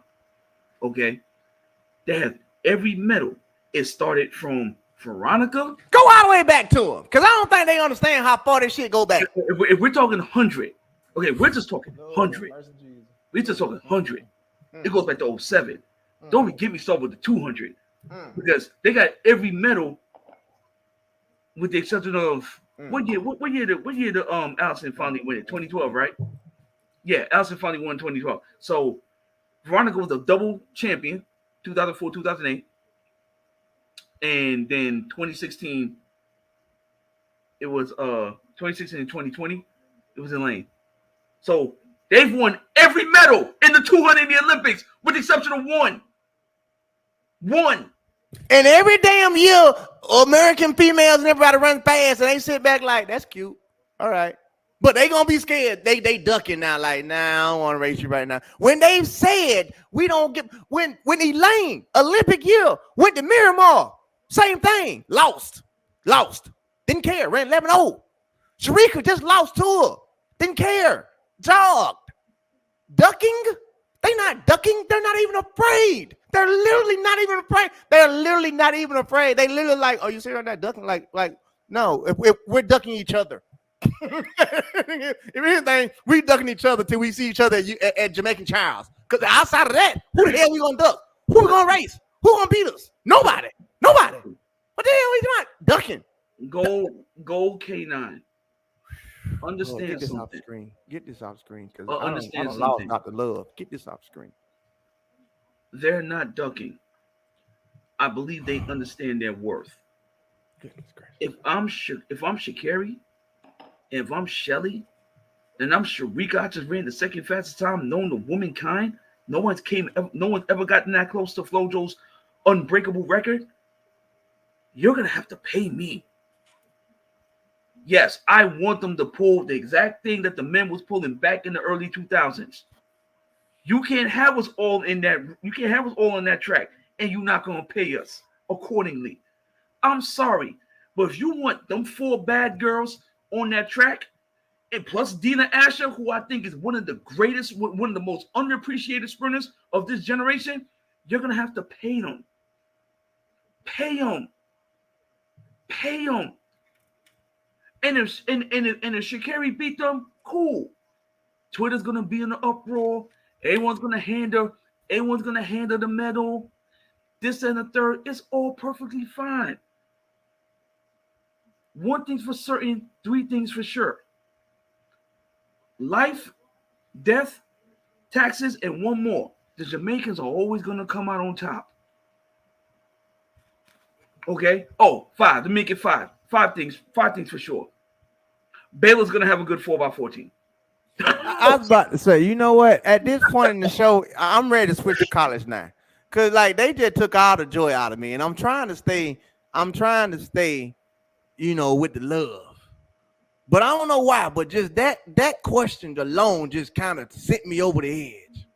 I'm gonna reel it back. I'm gonna reel it back. I'm gonna go back to Mr. Love. Okay, I'm gonna reel it back. I'm gonna bring it back. I'm working on it. That one there took me over though, because it was like, I mean, I can only take so much stupid. I told my therapist, I said, you don't understand when I'm talking to these people, they be saying some stupidest shit ever. And my therapist was like, Ray, you just gotta calm down and just accept everybody's opinion, okay? But sometimes they say stuff like that, and I just can't take that. Like, what brain cell would even fathom the thought that one of them Jam Rock girls would duck anybody outside of each other? What even? They I'm gonna tell you when they solidified it. I'm gonna move on. They solidified it when they came from Tokyo to America, where she was rested at, where she should have defended home turf. She ain't got to go to Olympic Games. All she had to do is sit here and get ready. All she had to do was be ready for Prefontaine. You know where they at. You know they over there getting beat up. All you gotta do be ready. They show up to America. Be ready. And they came over here and they went 1, 2, 3. And one of them went 10-5 on our soil. Don't you ever sit here and say nothing about no damn American shaking any Jamaican. Ever. You can't shake them. They came to your shit and as a female and put it down. 10-5. The legitimate world record. A Jamaican came to America with a legal win and a legal time and said that fluky flojo stuff ain't real. I'm coming to y'all country and take it. And you gonna sit here and smile some, they ducking. The most disrespect them girls done did to everybody in America. Carmelita had to retire. They made Carmelita retire. Like, I can't do this shit no more. And you over here smile some, they ducking. Boy, oh Lord. Okay. Lord have mercy, Jesus. Lord. Get it off the screen. We gotta change topics. Because I feel like a lot of built up aggression just came out, and I didn't mean to let it out. A lot of built. Yeah, I'm sorry, y'all. Damn, I'm sorry. But yeah, that my sis. But to me, her coming over here after Tokyo with bad legs, dropping 10-5 on our soil. It's the most disrespectful thing I've ever seen happen. Ever. I ain't never seen nothing that disrespectful. I ain't seen nothing that disrespectful since Usain Bolt came to New York and did the same thing. Ever. They just come over here when they feel like it. I'm going to come to your country. Damn, you coming to my country. I'm going to come to your country with the jet lag. And I'm going to do it in your country. Moving right along. Get to the college stuff. Okay. Lord, Lord have mercy, Jesus. Lord have mercy, Jesus. Coach. Okay. Yeah. Moving right along. It was a great weekend for college track and field. Oh, it was. I admired that LSU relay. I strongly admired it. Okay. 4x100 record was broken.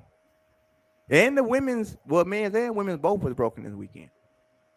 Let me ask you this. Which one was more impressive? The women's 4x100 meter record being broken by Texas? Or the men? Yo, honestly,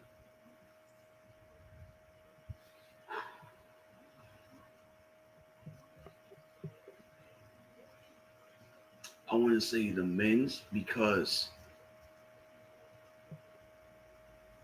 for those of y'all who don't know, the guy who led off LSU's 4x1 For the past 4 years, he was at North Carolina A&T. Listen to me. He was never on any of their relays. He was a long jumper who was barely getting into nationals. Barely. I think he got to nationals maybe 2 times. Maybe. Someone look it up. The work Dennis Shaver has done with that kid is unprecedented. They won that damn relay from that first leg. Okay? This is what Shout out to Coach Shaver. Y'all know I love Coach Shaver. This is one thing I be trying to tell people. If you got a first leg, you got a chance. Okay? Now, First leg started off. Now, the other guys, they're good. Don't get it twisted, they're good. But when you compare their 39.70 in comparison to what Florida had when they first ran 37 seconds, you gotta remember, Florida's lead leg ran 9.9. The second leg ran 9.9. The third leg was a 43-second split in a 12.9 hurdler at the time. Okay? And the ankle leg PB, I think, was like 10.0 or 10.1. Okay? That was impressive. Now, the Texas team, okay, you got 2 girls that ran 11 flat. I think PB's 11.0. Lead leg is up. Listen, Julian Alfred's the 100-meter world record, the 100-meter collegiate record is on borrowed time. Oh, what? It's on borrowed time. All right. That joint got a short shelf life and is about to die. We're about to that joint's on life support right now. Not to mention, if you watch Texas handoffs, dumb joints was atrocious. Horrible. Bad. Okay. Julian Alfred ran up on Baby Girl. Baby Girl ran up on Rashida Denike, whatever her last name is. I'm sorry, I don't mean to butcher your name, Baby Girl. Love you. And Kivana and Kivana, the young girl from Jamaica that everybody, all these Jamaicans was talking about. She made a big mistake going to Jamaica. Yeah, look how she's running now. Look how she's running now. It's called patience. You cannot make Flo do with her that the other coaches did with her. Flo at the time when everybody wanted this girl to run under 11 seconds, Flo had her for 7 months. This girl was with one coach for like 6 years. Give it time. Okay? So when Texas understands on 2 things, Flo's going to clean up them handoffs. And the finals is going to be at the University of Texas. Good luck. They're going to lower that record even further. That record's about to be 41.5. They're going to put that record out of reach. And let me tell you this too. Right now. Let me tell you this. I'm not disagreeing with you, by the way, but keep going. This is a battle of the minds right now. Everybody know Dennis Shaver when he gets to the championships, his relay teams be running faster than they ever ran in their damn life. You want to hear something scary? Let me hear. Rumor has it, Mouse said he wasn't even Shout out to Mouse. He wasn't peaking for SECs. Yeah, I kind of had that. Yeah, I'm worried. I'm like, listen, Florida's running Florida's running 2 44-second quarter miles on first and second. Hey, I'm gonna go ahead and put this out there on RaesTake. Y'all know we love Coach Mouse. Coach, you know, I had a conversation with him. You know what I'm saying? I know. Yeah, he dropped some jewels in my ear, and I was like, what? Bro. Okay, so now you can finish saying what you're saying. They got a 10-0. So they got a guy that ran 20.1 on anchor. They got a 10-0 guy on third, and they got 2 44-second quarter miles. They just broke a record that had two sub 10-second sprinters on it. And they wasn't even peaked for SECs. They wasn't peaked for SECs. Because I know how Coach Holloway think. Coach Holloway's gonna tell you, baby, we're gonna do what we do. Trust me, when it matters the most is when I'm gonna be ready. And think about this. That 257, somebody was probably talking trash, and Mouse probably told him, go get him. Because that's how the 258 came last year. The Adidas team was talking trash. Mom said, oh, that's what you want? Team, go get him. You know what's crazy about Mouse? I'm gonna say Oh, this. hold Give on, him I'm his not done. flowers. Hold, wait. Oh, I you got ain't one done? more. But go I got ahead. one more I'm for gonna you. give him his flowers when you get done. You wouldn't hear something scary? I don't believe that's Mouse's fastest team. That's not his fastest team. Because people forget the 200 meter kid can give you a 44 low, 43 second leg too. Consistently. That's not his fastest team. And they ran 257. Now, if I'm Alabama, roll tide, because I love Alabama because I worked there 2 years. If I'm Alabama, you know what I'm doing? I'm moving that ankle length to third, and I'm moving the 200 meter run in the anchor.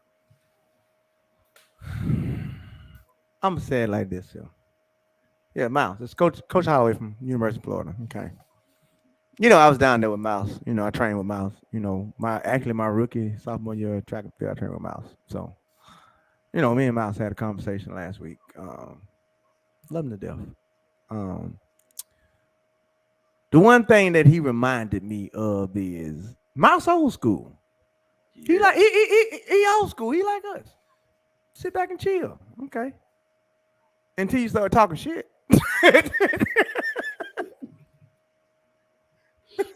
The minute you start doing that, well, that's why he has a lifetime deal, because people have repeatedly, like us, this is our job to do whatever, but like us, have talked trash. And he'll take it, and then he'll go to a certain point like, okay, get him. It's the same person that we going back to 2000 to John Capel made not only Michael Johnson but Maurice Green both pull up because they knew they weren't gonna catch him. Why? Because they pissed off Mouse. They did. I mean, and he was in a Florida uniform. And I know the story. I know the story behind the John Capel. He told me that story many a times. Yeah. You played with the right one. You got the right one today. Yeah. The thing about Mouse, and we'll get back to it. I'm gonna give my take. We're gonna give him flowers because he's one of them coaches to where when you think, he just sitting. You think this is what I got. This is what he got. Oh, we got it. And then when you think you got him, and then you go talking trash. Okay. You know why Grant does what he does? Because we talk shit. And guess what Mouse do? Okay. You see they talking shit, right? Mm-hmm. What you gonna do? Yep. That's the coach. You gotta have that type of coach sometimes, because you got two type of coaches. You got coaches that'll be like, oh man, just ignore that stuff. Just you're great. Then you got folks like Coach Holloway, like, you gonna let them talk shit to you like that? Yeah. Do you hear what they saying? Yeah. That's not how it's gonna happen. So shout out to him for that. Remember what happened? Remember what happened when we bet against Grant in the World Championships? What? What? I ain't go. Hey, we both got in trouble. We was on the air like, got in trouble the whole work. Like, oh, so this is what y'all was asking for, huh? Dude, this is what y'all keep forgetting. I know both of y'all. I'm 20-something years in with y'all. Y'all better shut up. Right. Yup. All right, back to the show. Moving along. But anyway, the 4x1 for me, the men's was more impressive than the women's. The reason why the men's was more impressive, I agree with you, but for different reasons. The women's, you knew they was gonna do that. Like, you already know you're watching the women to see how fast Texas is gonna run. You was not watching that 4x1 to see how fast LSU was gonna run. And that's not what you was doing. And that was Texas' second 4x1 of the year. Exactly. So to me, the men was more impressive because I wasn't expecting that. I was expecting that from the women 10 poles over, like, oh yeah, all right, that's cute. Damn. Okay, Coach Shaver, my other coach. I rock with Shaver too. Y'all know it. SEC baby. I said, okay, Shaver, this how you feel? This how y'all feeling now? This how, because I didn't see that shit coming. No, I didn't see that shit coming out of nowhere. So for me, the men's victory, and like you said, Coach, when do you run 37.9 and get second? Right. How does that happen? In college. 37.9 and got second in college? And this ain't the Olympics. This is college. In college. 37.9 got second. That's insane. When I say insane, that's insane. But I knew Julian and them was gonna do. I knew they relay was gonna do what they were gonna do. Hell, I would have been most surprised if they had put up a 39 on the clock as the women. I'd be like, ooh, shit, okay. All right, they moving. 40 point. Yeah, I told y'all they gonna probably get their record. 41. Look how loaded you are. Like, look how stacked you are. And like Coach Daniel just said, that was Florida's B team. But anyway, shit gonna change when we get to SEC. But I mean nationals. For me, I think the men watching the men was way more impressive because anytime you see 237.9s, baby, that's impressive. And we talking about college. Man, you see 237.9s in the pros. 37.9, they was moving. And then you got 37.9. Which one of them runners on there is a top 9.8 runner or a top 9.9 runner in college? None of them. So that was for me, them two was the most impressive. Yeah, because I mean, think about this, man. Corey Patterson's primary event is the 400. Mm-hmm. Ryan Willie just ran 44.27. His PR is like 44.71.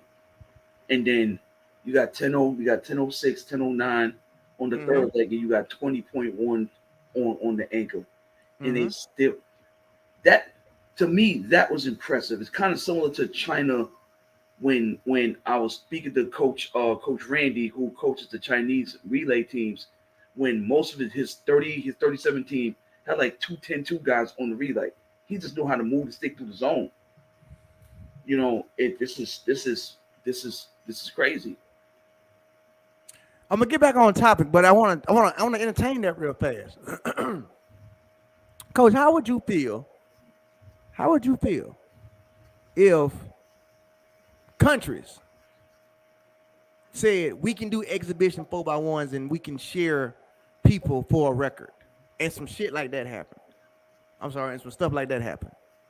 You get that type of relay because, you know, it's like we just want to call ourselves the Diva Relay, whatever fashion, whatever, yada, yada, yada. And we're going to put together a relay just to go break the record. Do you think that would be possible with that type of relay team? That order right there would do something crazy. So the order you saying is Shelly on first, to Sha'Carri, to Elaine, to Sharika? I still think Elaine Thompson is the best third leg in the world. I don't know why they got her running on the straightaway. I would go with that. But and I like that order because Shelly can remember. Shelly's run every leg on the Jamaican relay. She went first, second, third, and anchor. Okay, Sha'Carri. I've only seen her run straightaways. Elaine runs a more effective curve than she does a straightaway. That's just my personal opinion. And Sharika, we back on the strip pole. Yeah, we back on the pole, baby. We back on the pole. Coach, you got another $10 coming. We back on the pole, baby. We on the pole tonight. Right, but that's one hell of an order. But yeah, that's my opinion. I would probably go with Sha'Carri out the hole though. I'd go with Sha'Carri out the hole. I would probably put Sharika on the backstretch. Sharika can't pass a stick. Oh. Well, learn, goddamn, it's my dream team. Shit. If I'm gonna put Sha'Carri out the hole, I'm pulling Shelly on the backstretch. No. Yes. I need Shelly on anchor. Nah. I want Shelly on anchor. I want. Where you gonna put Sharika? Well, I just told you. I want Sha'Carri to Sharika to Elaine to SAFP. That's what I want. Sharika can't pass a stick. We gonna teach her. We dreaming, coach. Remember, in a perfect world, she can pass a stick. She can pass a stick. Okay. The only person I would change on that order because they're interchangeable. I would definitely go with Sha'Carri on first, to Shelly on second, or I'll go Shelly out the hole and Sha'Carri on second. So where you gonna put Sharika at then? You put Sharika on anchor? Anchor. So you gonna pop it off with Shelly to Sha'Carri to Elaine. Yes. To Sharika. I'm not arguing with you on that relay either. Yeah. It's like I can't sit here and argue doing that either. Like I mean, in reality, we can flip it around. Okay, well, with them four, you can really put them anywhere. It's still gonna work. With them four, You just gotta learn some sticks and it gonna work. It don't matter where you put anybody. The only person that can't go nowhere is Sharika can't get on the curves. As long as you keep her on them straightaways, you can move them other three. Move them wherever, and you ain't gonna lose. Right. Yeah. All right, but I will appreciate all them donations tonight. That's going hand. We need that. Yeah. Coach, we got to touch on a very touchy subject though, because we're still in college track. All right. And there's two more subjects we got to touch on before we get out of here, and with college track. There was a lot of good stuff, especially. There's a lot of good stuff that went on, and we still got to get to Briton Wilson. We're gonna get to that too. Before we get to that, because I want to kind of wrap it up with Briton. Coach. Yeah. I ain't gonna pull up for this one. I'm just gonna take a sip of what I already got. Y'all know I call myself Mr. Always Right. I'm like the great Swami in track and field. I can see things before they happen sometimes, all right? Now, I remember, respectfully, last season, the season before that, saying, it's only a matter of time. And then folk were like, no, he's going to be good because he got... No, he ain't. He's not. He's not going to be good because he got a new coach. It's too late. I specifically say it's too late, and here are the whys. Matt Boling didn't even make it to the finals in 100 days. Now, again, I don't ever want to wish my rightness on nobody. It really be me saying it to protect and say, hey, listen to me. Don't try something different. Don't do that. Don't do that. And even last season, I told y'all, I said, Coach, man, he might need to try and go to the decathlon because the way things looking, it ain't going. Matt Boling don't even make it to the. And I told y'all. I told everybody. I told the whole world. I said, the minute Matt Boling decided to go to Georgia, his career was over. I don't give a damn who they hired. He's a two-time NCAA champion. A two-time NCAA champion in the early years who's already fading out. He just won the indoor title this past March. And he didn't make it to the finals in the SEC championships as of right now. That's the 100. I don't give a damn. How do we find out about Matt Boling, Coach? What did the Twitter world, the track and field world, how did Matt Boling become famous? Off of what? A win 800. Okay, but what was the event? A win 800. What was the event? In a 44-7 relay. What? I'll do you one better. USA Juniors. What was the claim to fame that year? He won what? The 200. And the 4x1, right? Okay. And he was good in the 100, right? His claim to fame when he first came on the scene in high school was a 100-meter runner. Actually, he was a quarter miler. He was a quarter miler, but his claim to fame, how we all found out about him, was because of his 100-meter run. I'm a coach. My job is to know about him. So forget the coach. Yeah. If we go with regular people, he became famous off of his 100-meter dashes. He was doing beautiful, crazy stuff, right? Not the 400, not the 200. The boy was slipping in the 100 and still had frontside mechanics in high school, stepping on people. Literally, when days are not. This is what he was doing. And I said then, that's the future for not being racist. That's the future of white sprinting. He's going to change everything. He decides to go to Georgia. That was the first mistake. I said, what are you doing? Don't do that. And then he went to Georgia and said, I want to do everything. I want to do the 1-2, long jump, everything. That's even stupider. Why do that? Sir, did you not see your own 100-meter film? I saw it. Did you not see your own 100-meter film when you was in high school? Leave all that shit alone, sir. Leave all that shit alone. No, sir. Focus on this 100. Focus on this 200. Sir, you are a bona fide sub-10 white guy. Bona fide. 9'8" guy. In the 100-meter dash. I'm watching you down here in Texas. You a bona fide 9'8" if you stick with it. But you go start doing long jumps, 200s, 400s at Georgia. No. Let me ask you this, Coach. Let me ask you this. and be honest with yourself. Matt Boling goes to Florida. Mouse got him doing all that. No disrespect to Kerley, anybody else, but I'm just saying. Matt Boling go to Florida. He doing all that, or is he coming down there to perfect that 100 that we just saw out of high school? What is he gonna do? Matter of fact, don't even answer it. You ain't gonna answer because I already know. I don't want to put you on the spot. I don't want to put you on the spot. You know what my answer's gonna be. I want to put you on the spot. That's why I'm just gonna keep going. Boling should have never. This is my personal opinion. Boling should have never did anything more than the 100 and the 200. I'm gonna stick to that. When he started doing them long jumps, them relays, sir, no. And now look where we at. Okay, so he didn't make it out of SEC in 100, but that's what was your claim to fame. Again, that's like Steph Curry claim to fame is 3-pointer, and all of a sudden, when we know he can shoot threes, he started trying to go win the long dunk contest. Sir, get your ass back at the arch. No, we know you for that. You became famous for your 3-pointers. Work on that. Matt Boling, you became famous for your hundreds. And now look, here we are 3 years into where you should be getting to your prime in college, and you can't even make it out the SEC, down the NCAA finals. You can't even make the SEC finals in the 100-meter dash.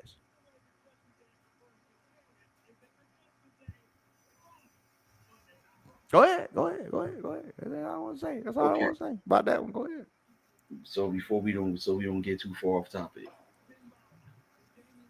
Matt Boling was never a 100-meter guy. Technically he wasn't, but go ahead. He was never a 100-meter guy. He was a quarter miler and a long jumper.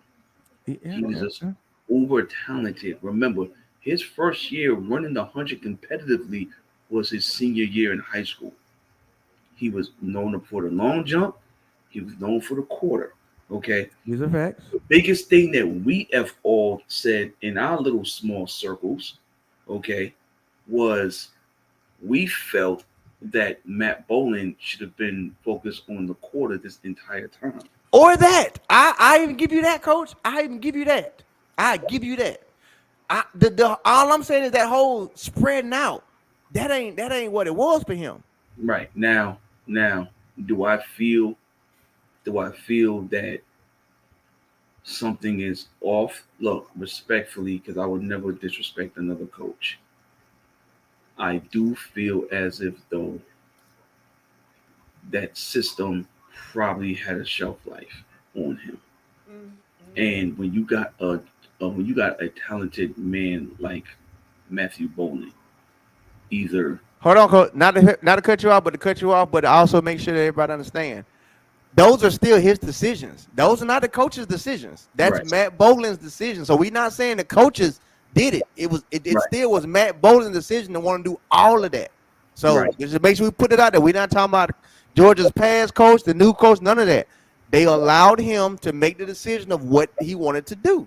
And shout out to Coach Petros and shout out to Coach Althea and Coach Devin and Coach Carroll, what they're doing with him. But, I think right now he's just having a bad year. Yeah, I'm going with that. I'm going to chuck it up to him just having a bad year. And I want to say bad, let me be specific, a bad outdoor 100-meter year because I got to remember he ran 20.10 indoors or something like that. He did do that now. He ran that.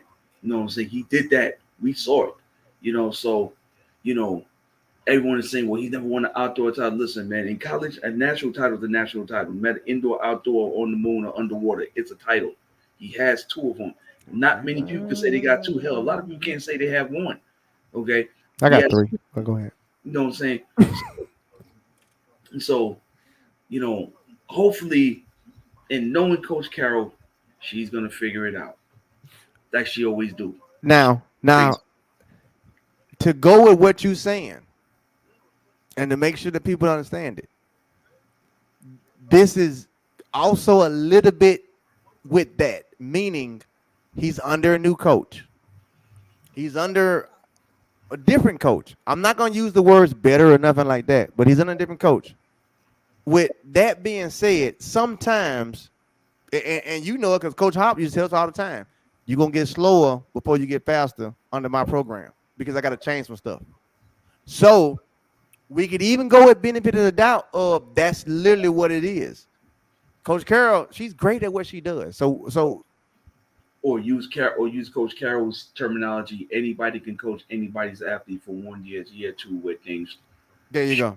you There know. you go. But and look, we all went through that transition, man. Like you Mhm. get somebody, that stuff kind of, the stuff you did the year before kind of flies over into the following year. But it's year 2 where everything starts.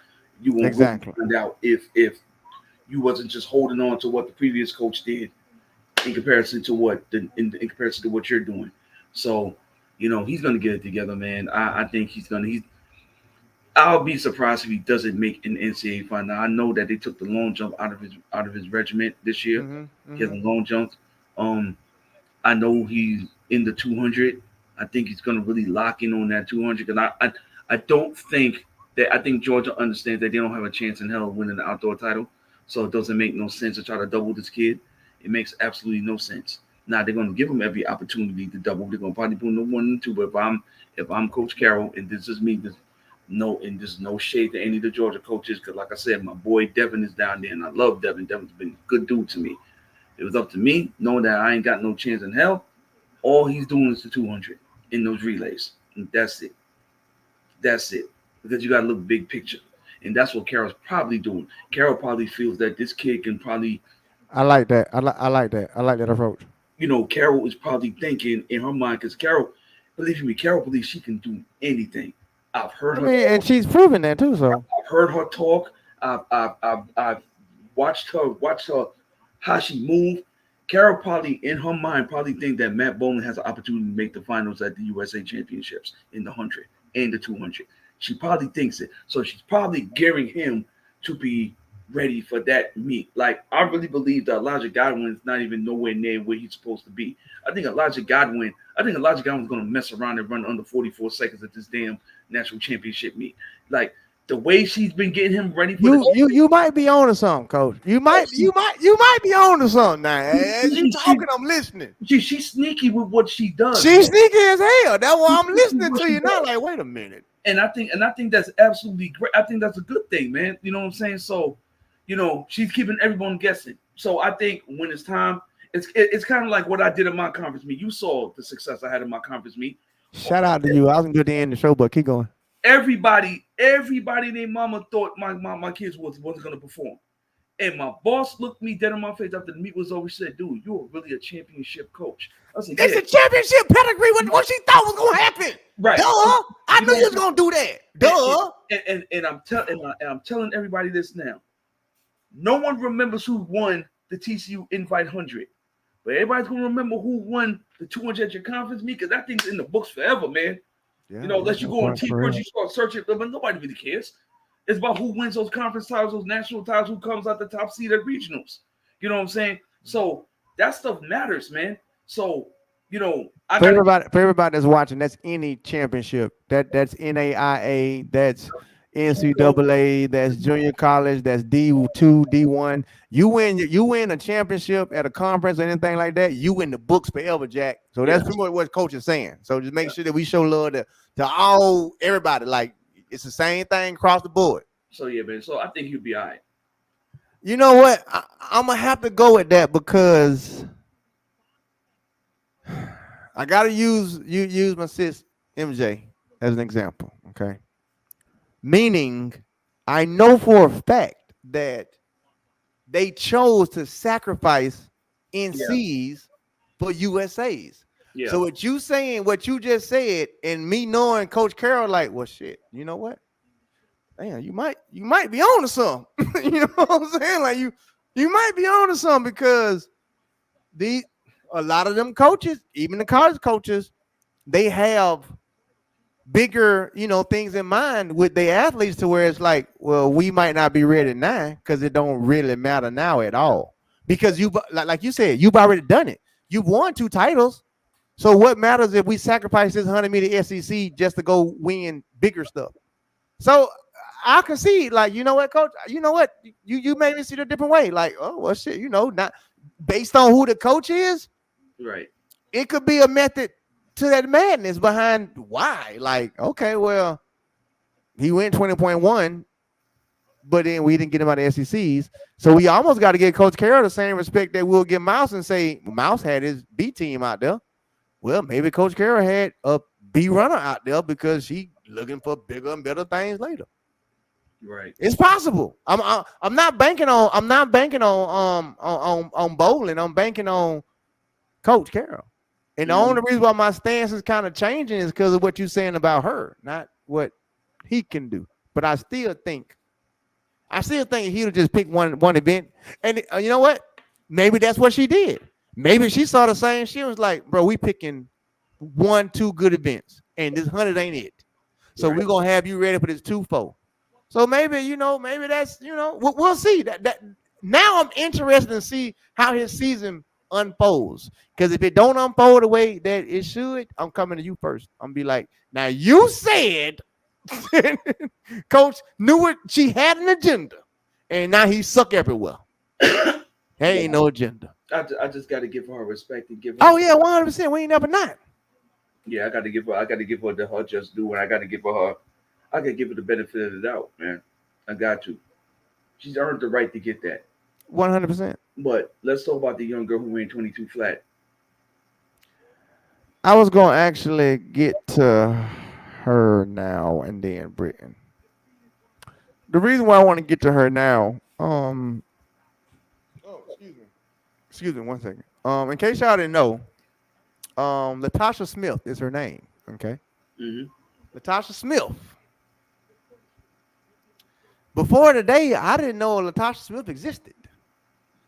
That's why the whole thing I had on here was like, who is Latasha Smith? I'm literally like, who is Latasha Smith? I seen the tweets, I seen the races, I seen the videos, and I'm like, who in the hell is this? Is real? Because I'm watching it, but so Coach, this is the point where I got to ask you, who in the hell is Latasha Smith? Man, DB didn't know who the hell her own ass was. When I text DB, honest, like, listen, when I text DB said, yo, I'm just as stunned shocked as you are. Literally, it was one of those moments when it came out of nowhere. And the minute I saw, because shout out to my boy D Minor, me and my boy D Minor was chopping it up. And he sent me the mail. He said, yo, dog, you see that girl from Central Florida just ran 2209? I said, who? Man, I went and looked. I said, wait a minute, he lied. I said, listen, Lord, I text DB. I said, yo. And she said, bruh, I don't know where that came from. She said, I'm just as shocked as you are right now. She literally was at a loss for words. She's at the first time she's ever been that lost for words. It's wild, bro. It's wild. Wild. But listen, Dana Boone, that ain't her first 22-second sprinter. People tend to forget. Dana Boone coached a sub 10-second male sprinter. She coached multiple 22-second women. Ain't her first rodeo. Dana Boone is one of the baddest women coaches in America. I will put her up against any male coach in the country. Anyone. Anybody. And she will give them that work. Period. Well, we're gonna have to do some more. We're gonna have to do some more researching. I know I am over the next week because I gotta find out where she came from. Like literally, like where she come from, what she doing. Not Coach Boone. I'm talking about the what's the name, girl? Like how? Like what? Hey, first of all, congratulations. I mean, you don't qualify for world champs already. Like, congratulations. Yeah.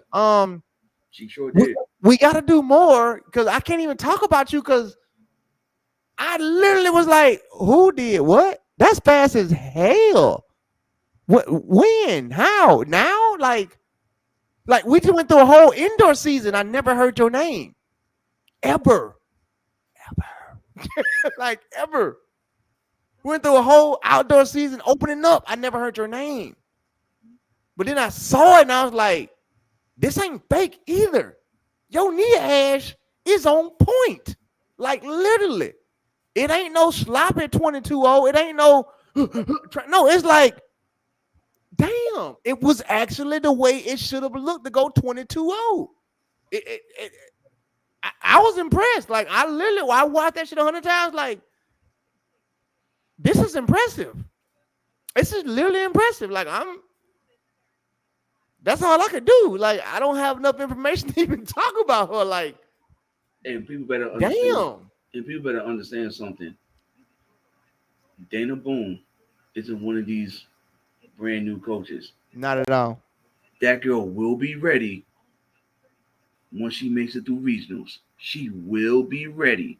Will she beat Julian Alfred Ooh, in the 200? I don't, bro. Julian or Answer the question. That is yes. Mm, The 100, no. listen, 200, I'm gonna say yes. listen. Only reason I'm gonna say yes is because Julian gonna have that 100 on her legs. Listen. Julian Alfred is on another level right now. She is. Julian Alfred's a pro in college. She should have been quit. She should have retired after Indo. I didn't know that she was a JUCO athlete. So shout out to all those JUCO. What? Yep. Sir, that's why she running like that. She came from the burbs. I mean, she came from the slums to the burbs. All of us, we all came. What? All of us are JUCO rejects. So JUCO reject. Well, we don't. You give us some water and Gatorade and just some food. We finna run crazy. Yeah. She went to South Plains, and I spoke to Coach Tanja Buford Bailey. Shout out to Coach Tanja. Love Coach Tanja. And I said, Coach Tanja, you had this girl? And he's like, no, she came in right after I left. I said, because it looked like that's an athlete you were recruiting sign. She's like, nah, I can't take the credit for that one. But yeah, Flo did a damn good job. Flo's been doing a good job with those ladies, man. You know what I'm saying? So yeah. Well, might as well address the other. Let's say Julian, not Julian, the other girl. Mm-hmm. The other girl, not Julian. Hey, let me take this real quick. Go ahead. Take the call. Not Julian, the other girl. People, god dang on y'all. Chill out now. Y'all chill out. Okay. So, coach got to take care of that call real fast. While he's taking care of that call, hold on 1 second. I'm gonna go use the bathroom break.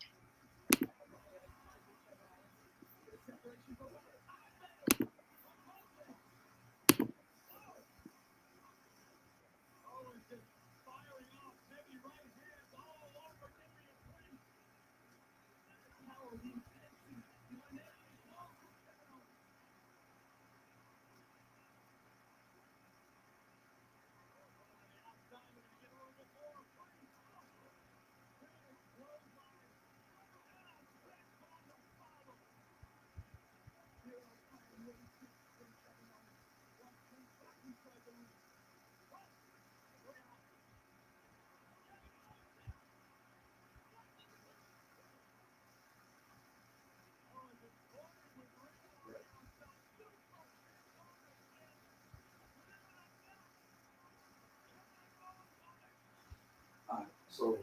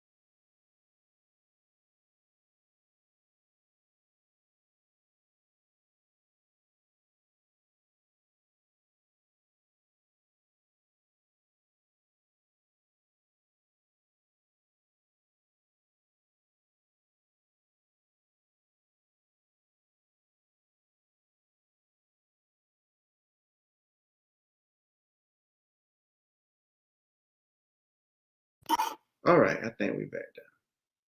Can y'all hear me now? I don't know what just happened. Well, I mean, I know what happened. Coach had a phone call. I had to use the bathroom. All type of stuff just happened. I don't know what the hell. I gotta get Coach back in here so we can finish, right? Mm-hmm. Cool. Just about to wrap up with Britton.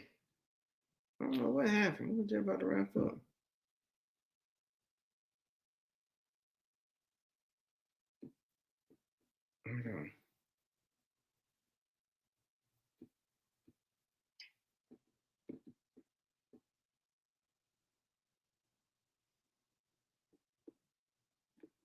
Okay. Colin wanted. Damn. I dropped the damn thing and broke everything. What was I about to say? Oh yeah, Colin wanted me to let y'all know that he sends his regards and sorry he couldn't be on tonight. He had some stuff he had to get done with at home. So, but he did want me to let y'all know that he's thinking about y'all. Of course, he's toning in and out, but he had some stuff he had to take care of, so he wasn't gonna be able to make it on.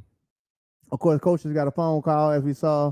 Somehow I kicked everybody out, but it is what it is. It's still been a damn great show. Hopefully, Coach can come back on before we close out, because I did want to talk about this Briton Wilson stuff. So let's go ahead and do that. Let's go ahead and jump to that.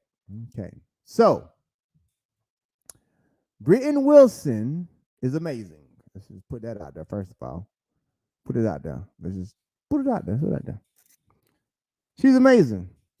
She's probably one of the greatest athletes that we're able to watch right now.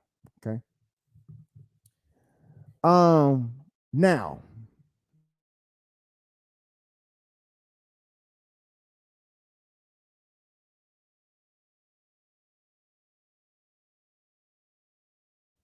my bad, y'all.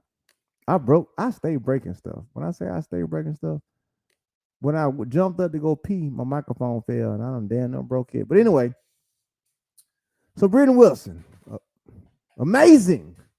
Y'all can hear me now. Damn it, I fixed it. Amazing, amazing, amazing, amazing, amazing. Here's one thing I'm gonna say though. Shout out to my new company, Synergy, that I just bought into. And our new infrared tape, in case you're here late. I have boxes and rows of my new infrared K2 tape. This is the only infrared K2 tape on the entire planet, on the entire market. It is actual K2 tape. If you would like to know how we put infrared into K2 tape, I can tell you later, but you can't buy it in stores. But anyway, the drop. Oh, and don't forget to like and subscribe.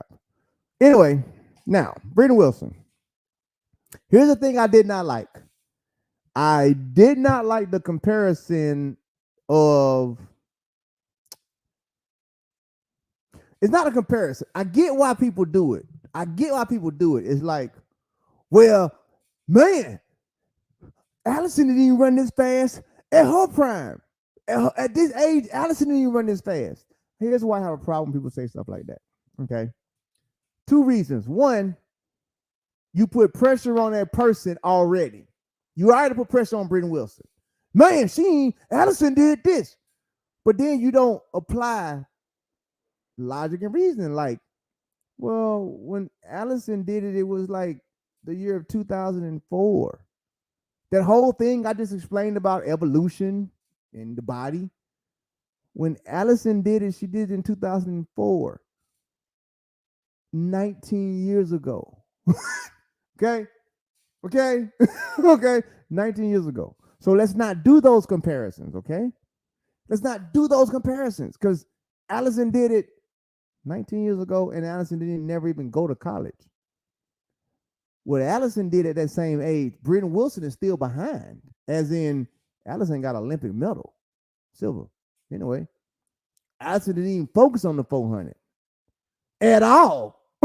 So what you're saying is this person you just compared somebody's greatness to what somebody did when they weren't even trying. that really is shade without y'all even knowing it. But all right, whatever. And then on top of that, you're comparing somebody who never even went to college, went straight to the pros from track and field. You can't compare a college kid to that person whoop a damn whatsoever. You can't even put them in the same ballpark. You can't. Why? I went straight to the pros. I ain't even run the 400. I don't even care about it. I just decided to get in it. and I put the bar way up there. So that was my whole thing when it came to the comparison. Oh, Allison didn't even run this fast at this age. Allison didn't care about the 400 at this age. Like, can we talk about something she cared about, like the 200 at this age? She didn't care then. So it's not a fair comparison. It's not a fair comparison. If Allison Felix had said, I'm just going to run the 400, that damn thing been about 47 now. Look what we talking about. We're talking about Allison Felix. We're talking about Allison Felix 20 years ago. 20 years later, I'm being compared to what somebody's doing now. Bro, what? That's an insult. That's an insult. That's a little insult. 20 years later.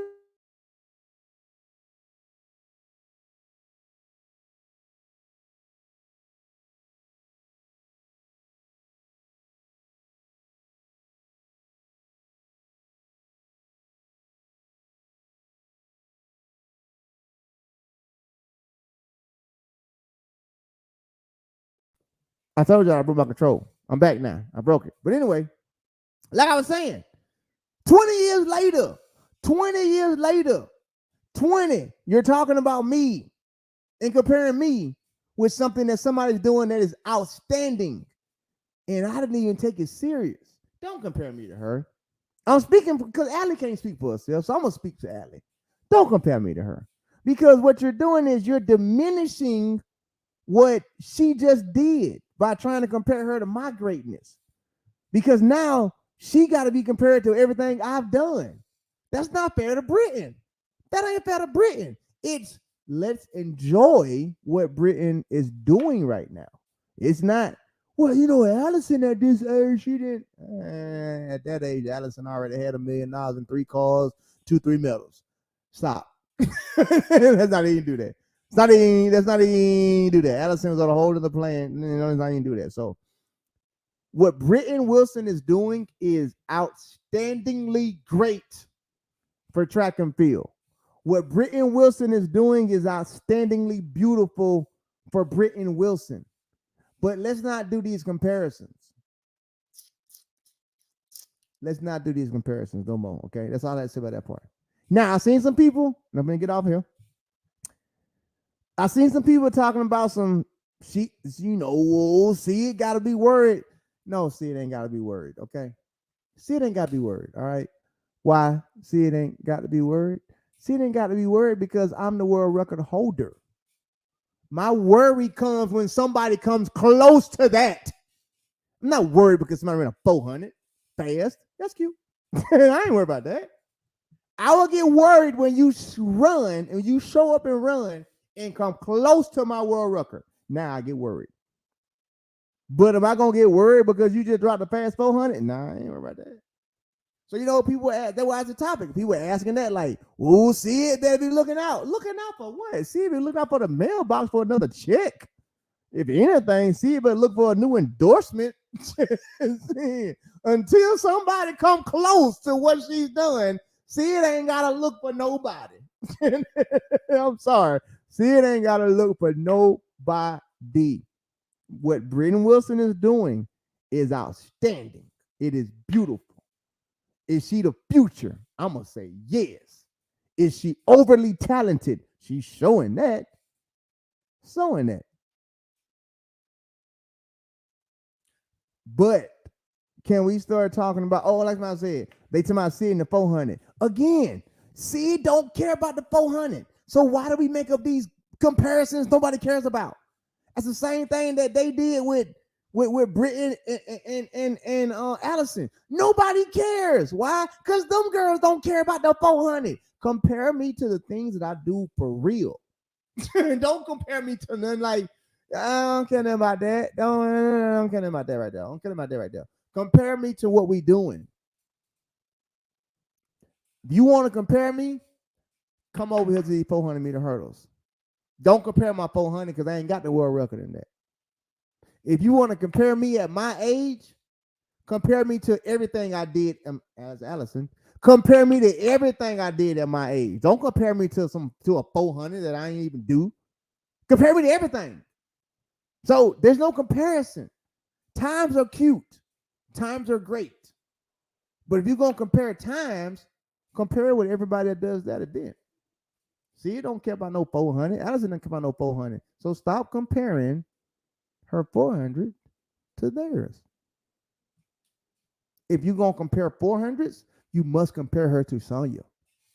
Because Sonya Richardson cared about her 400s, which is why her PR is set where it's at.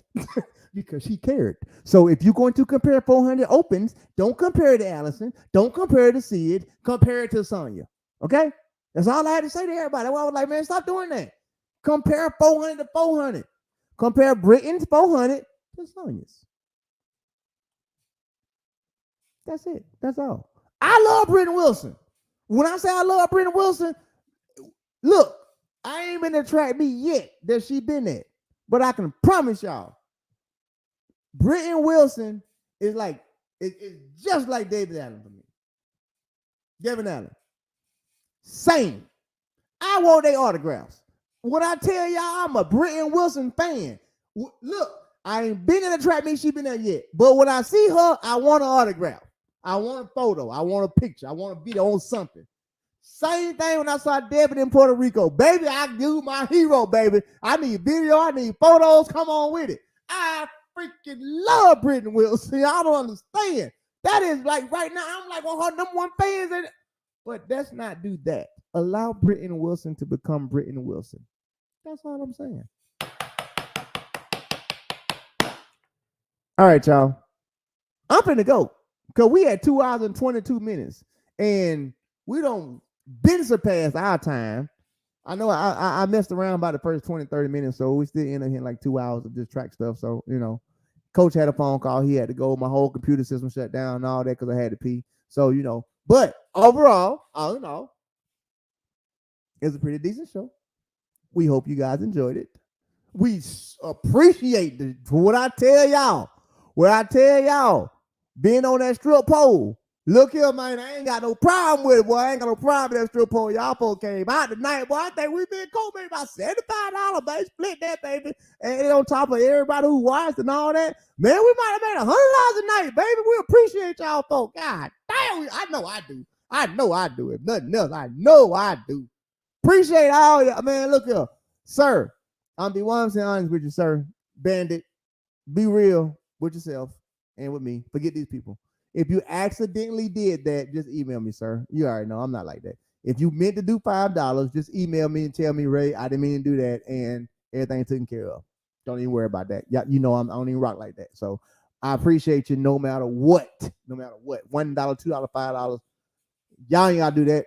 We just appreciate y'all. Point blank. Y'all don't do this for the money. I do this for y'all. So that's what I'm saying. Bandit, if you did on accident, like folks are saying, just email me, bro. Email me. We'll get it taken care of. I'll refund you. No harm, no foul. No harm, no foul. Outside of that, New York, Friday. Actually, I gotta say it right. Y'all will see a RaesTake on Wednesday night because I will do a RaesTake from New York. Y'all will get a RaesTake on Thursday because I'll do a RaesTake from the track. And Friday, you will not get a RaesTake because you have to tune in to Citius Mag YouTube channel, baby. Because that's where I'm going to be at. I'm going to be on their stuff. I'm going to be at the country club, as somebody said it. We don't went from the trap house to the country club, baby. That's right. You ain't got to watch it on Instagram. You ain't got to watch it in the trap house. You were invited to the country club where everybody, they got the good cameras. They got the good photos. They got everything. I can't wait to work with Citius Mag. I can't.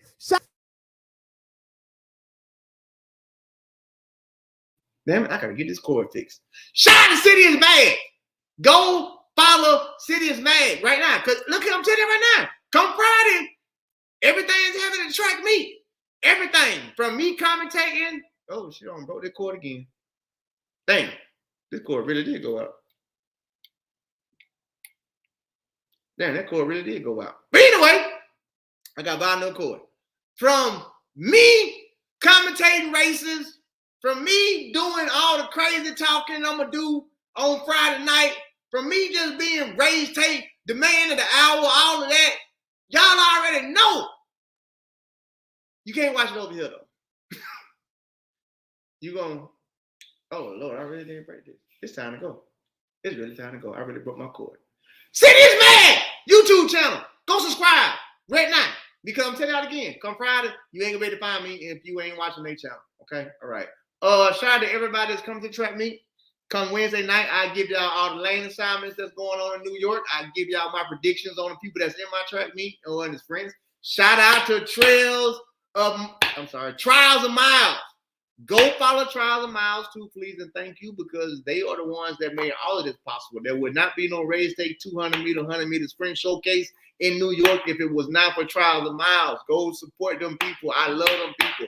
They've worked with me every single day. They've called me, they've texted me, they've emailed me. They've said, hey, Ray, what do you think about this person? What do you think about letting this person in? Do you think this gonna work? That gonna work?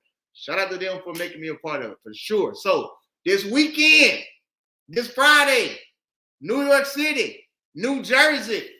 Damn it, if you anywhere in a 3-hour radius, and if you don't show up, I have problems with you. If you are anywhere in a 3-hour radius, you should be in New York. Be in New York. Just be in New York. Be in New York. I'm saying it again. If you're anywhere in a 3-hour radius, come Friday night, be in New York. That's it. If you live in New York and you're there Wednesday, Thursday, I'm in town. Hit me up. DM me. You probably can't get through because my DM is blocked. But you can try. Tweet me. Do something. Let me know. Let me know where you're going to be at. We're going to probably try. We're going to party, whatever. You know. Hey. Icon Stadium. M. Butler. You a Marvin Stadium. If you don't show up, if I see your name again on any show, I'm blocking you. You kicked out. Because you can't be a mile away from the state. My therapist. M. Butler, since you're only a mile away from the stadium, we would greatly appreciate if you decided to come out and watch some of the races come Friday night. They'd be much appreciative, since you're so close, if you could come out and just support and watch some races. You'll see me. You'll see the other athletes running long distance stuff, miles, stuff like that. So if you're there, M. Butler, we would love to have you in the building. I would personally love to have you there, M. Butler, since you told me you're only a mile away, okay? If there's anything I can do for you when you get there, you can try and get through to me via any of my social media handles, and I would love to have a picture with you as well, M. Butler. In case y'all was wondering, M. Butler said he's a mile away from the stadium, so make sure that you come and support. I would love to see you there, okay? And that's any and everybody else in the New York Metroplex area. Y'all just come hang out with your boy, have fun. We're going in. I'm telling you now. You want to be a part of this moment in history. It's literally a moment in history because I ain't never did this before. So it's a moment in history no matter what. It's a moment in history no matter what. But we're going to make it a moment in history. Okay. Oh, y'all at 200? Let's get it, baby. Let's rock and roll then. Y'all in the one time about let's get it clear. It going down, baby. I'm gonna be right out there with y'all. I'm gonna set y'all off and everything. Y'all know I'm finna go. I'm about to go. Anyway, love y'all. Appreciate every last one of y'all. No matter what, as we always say, take care of yourselves. Love each other. Love on each other. Talk to each other. Be friends with one another. Don't be all this negative hating and all this stuff like that. You know, we have fun on here. We try and have fun in all aspects of RaesTake. What I really want to make sure that I express is from myself, this is entertainment, okay? Everything I do is for entertainment purpose, whether it's on YouTube, whether it's on Instagram, whether it's on Twitter, whether it's on any of that stuff, and both I'm thinking about going to LA, whether it's on any of that stuff, always understand that you're talking to RaesTake, okay? You're not talking to Ray. So don't take nothing personal. If you want to talk to Ray, DM me, email me, do something like that. But don't take anything that you see on the shows or anything you see on Instagram and all that stuff as to heart like some of y'all do, because I end up having to block y'all because you take it too serious. You're going too personal, right? So keep that in mind. This stuff is not personal, all right? It's entertainment. Enjoy it. Have fun with it. Because when you don't do that and it's not fun to me, then you know what I'm going to do. I'm going to cut your umbilical cord. I love all y'all. I'll see y'all in 2 days.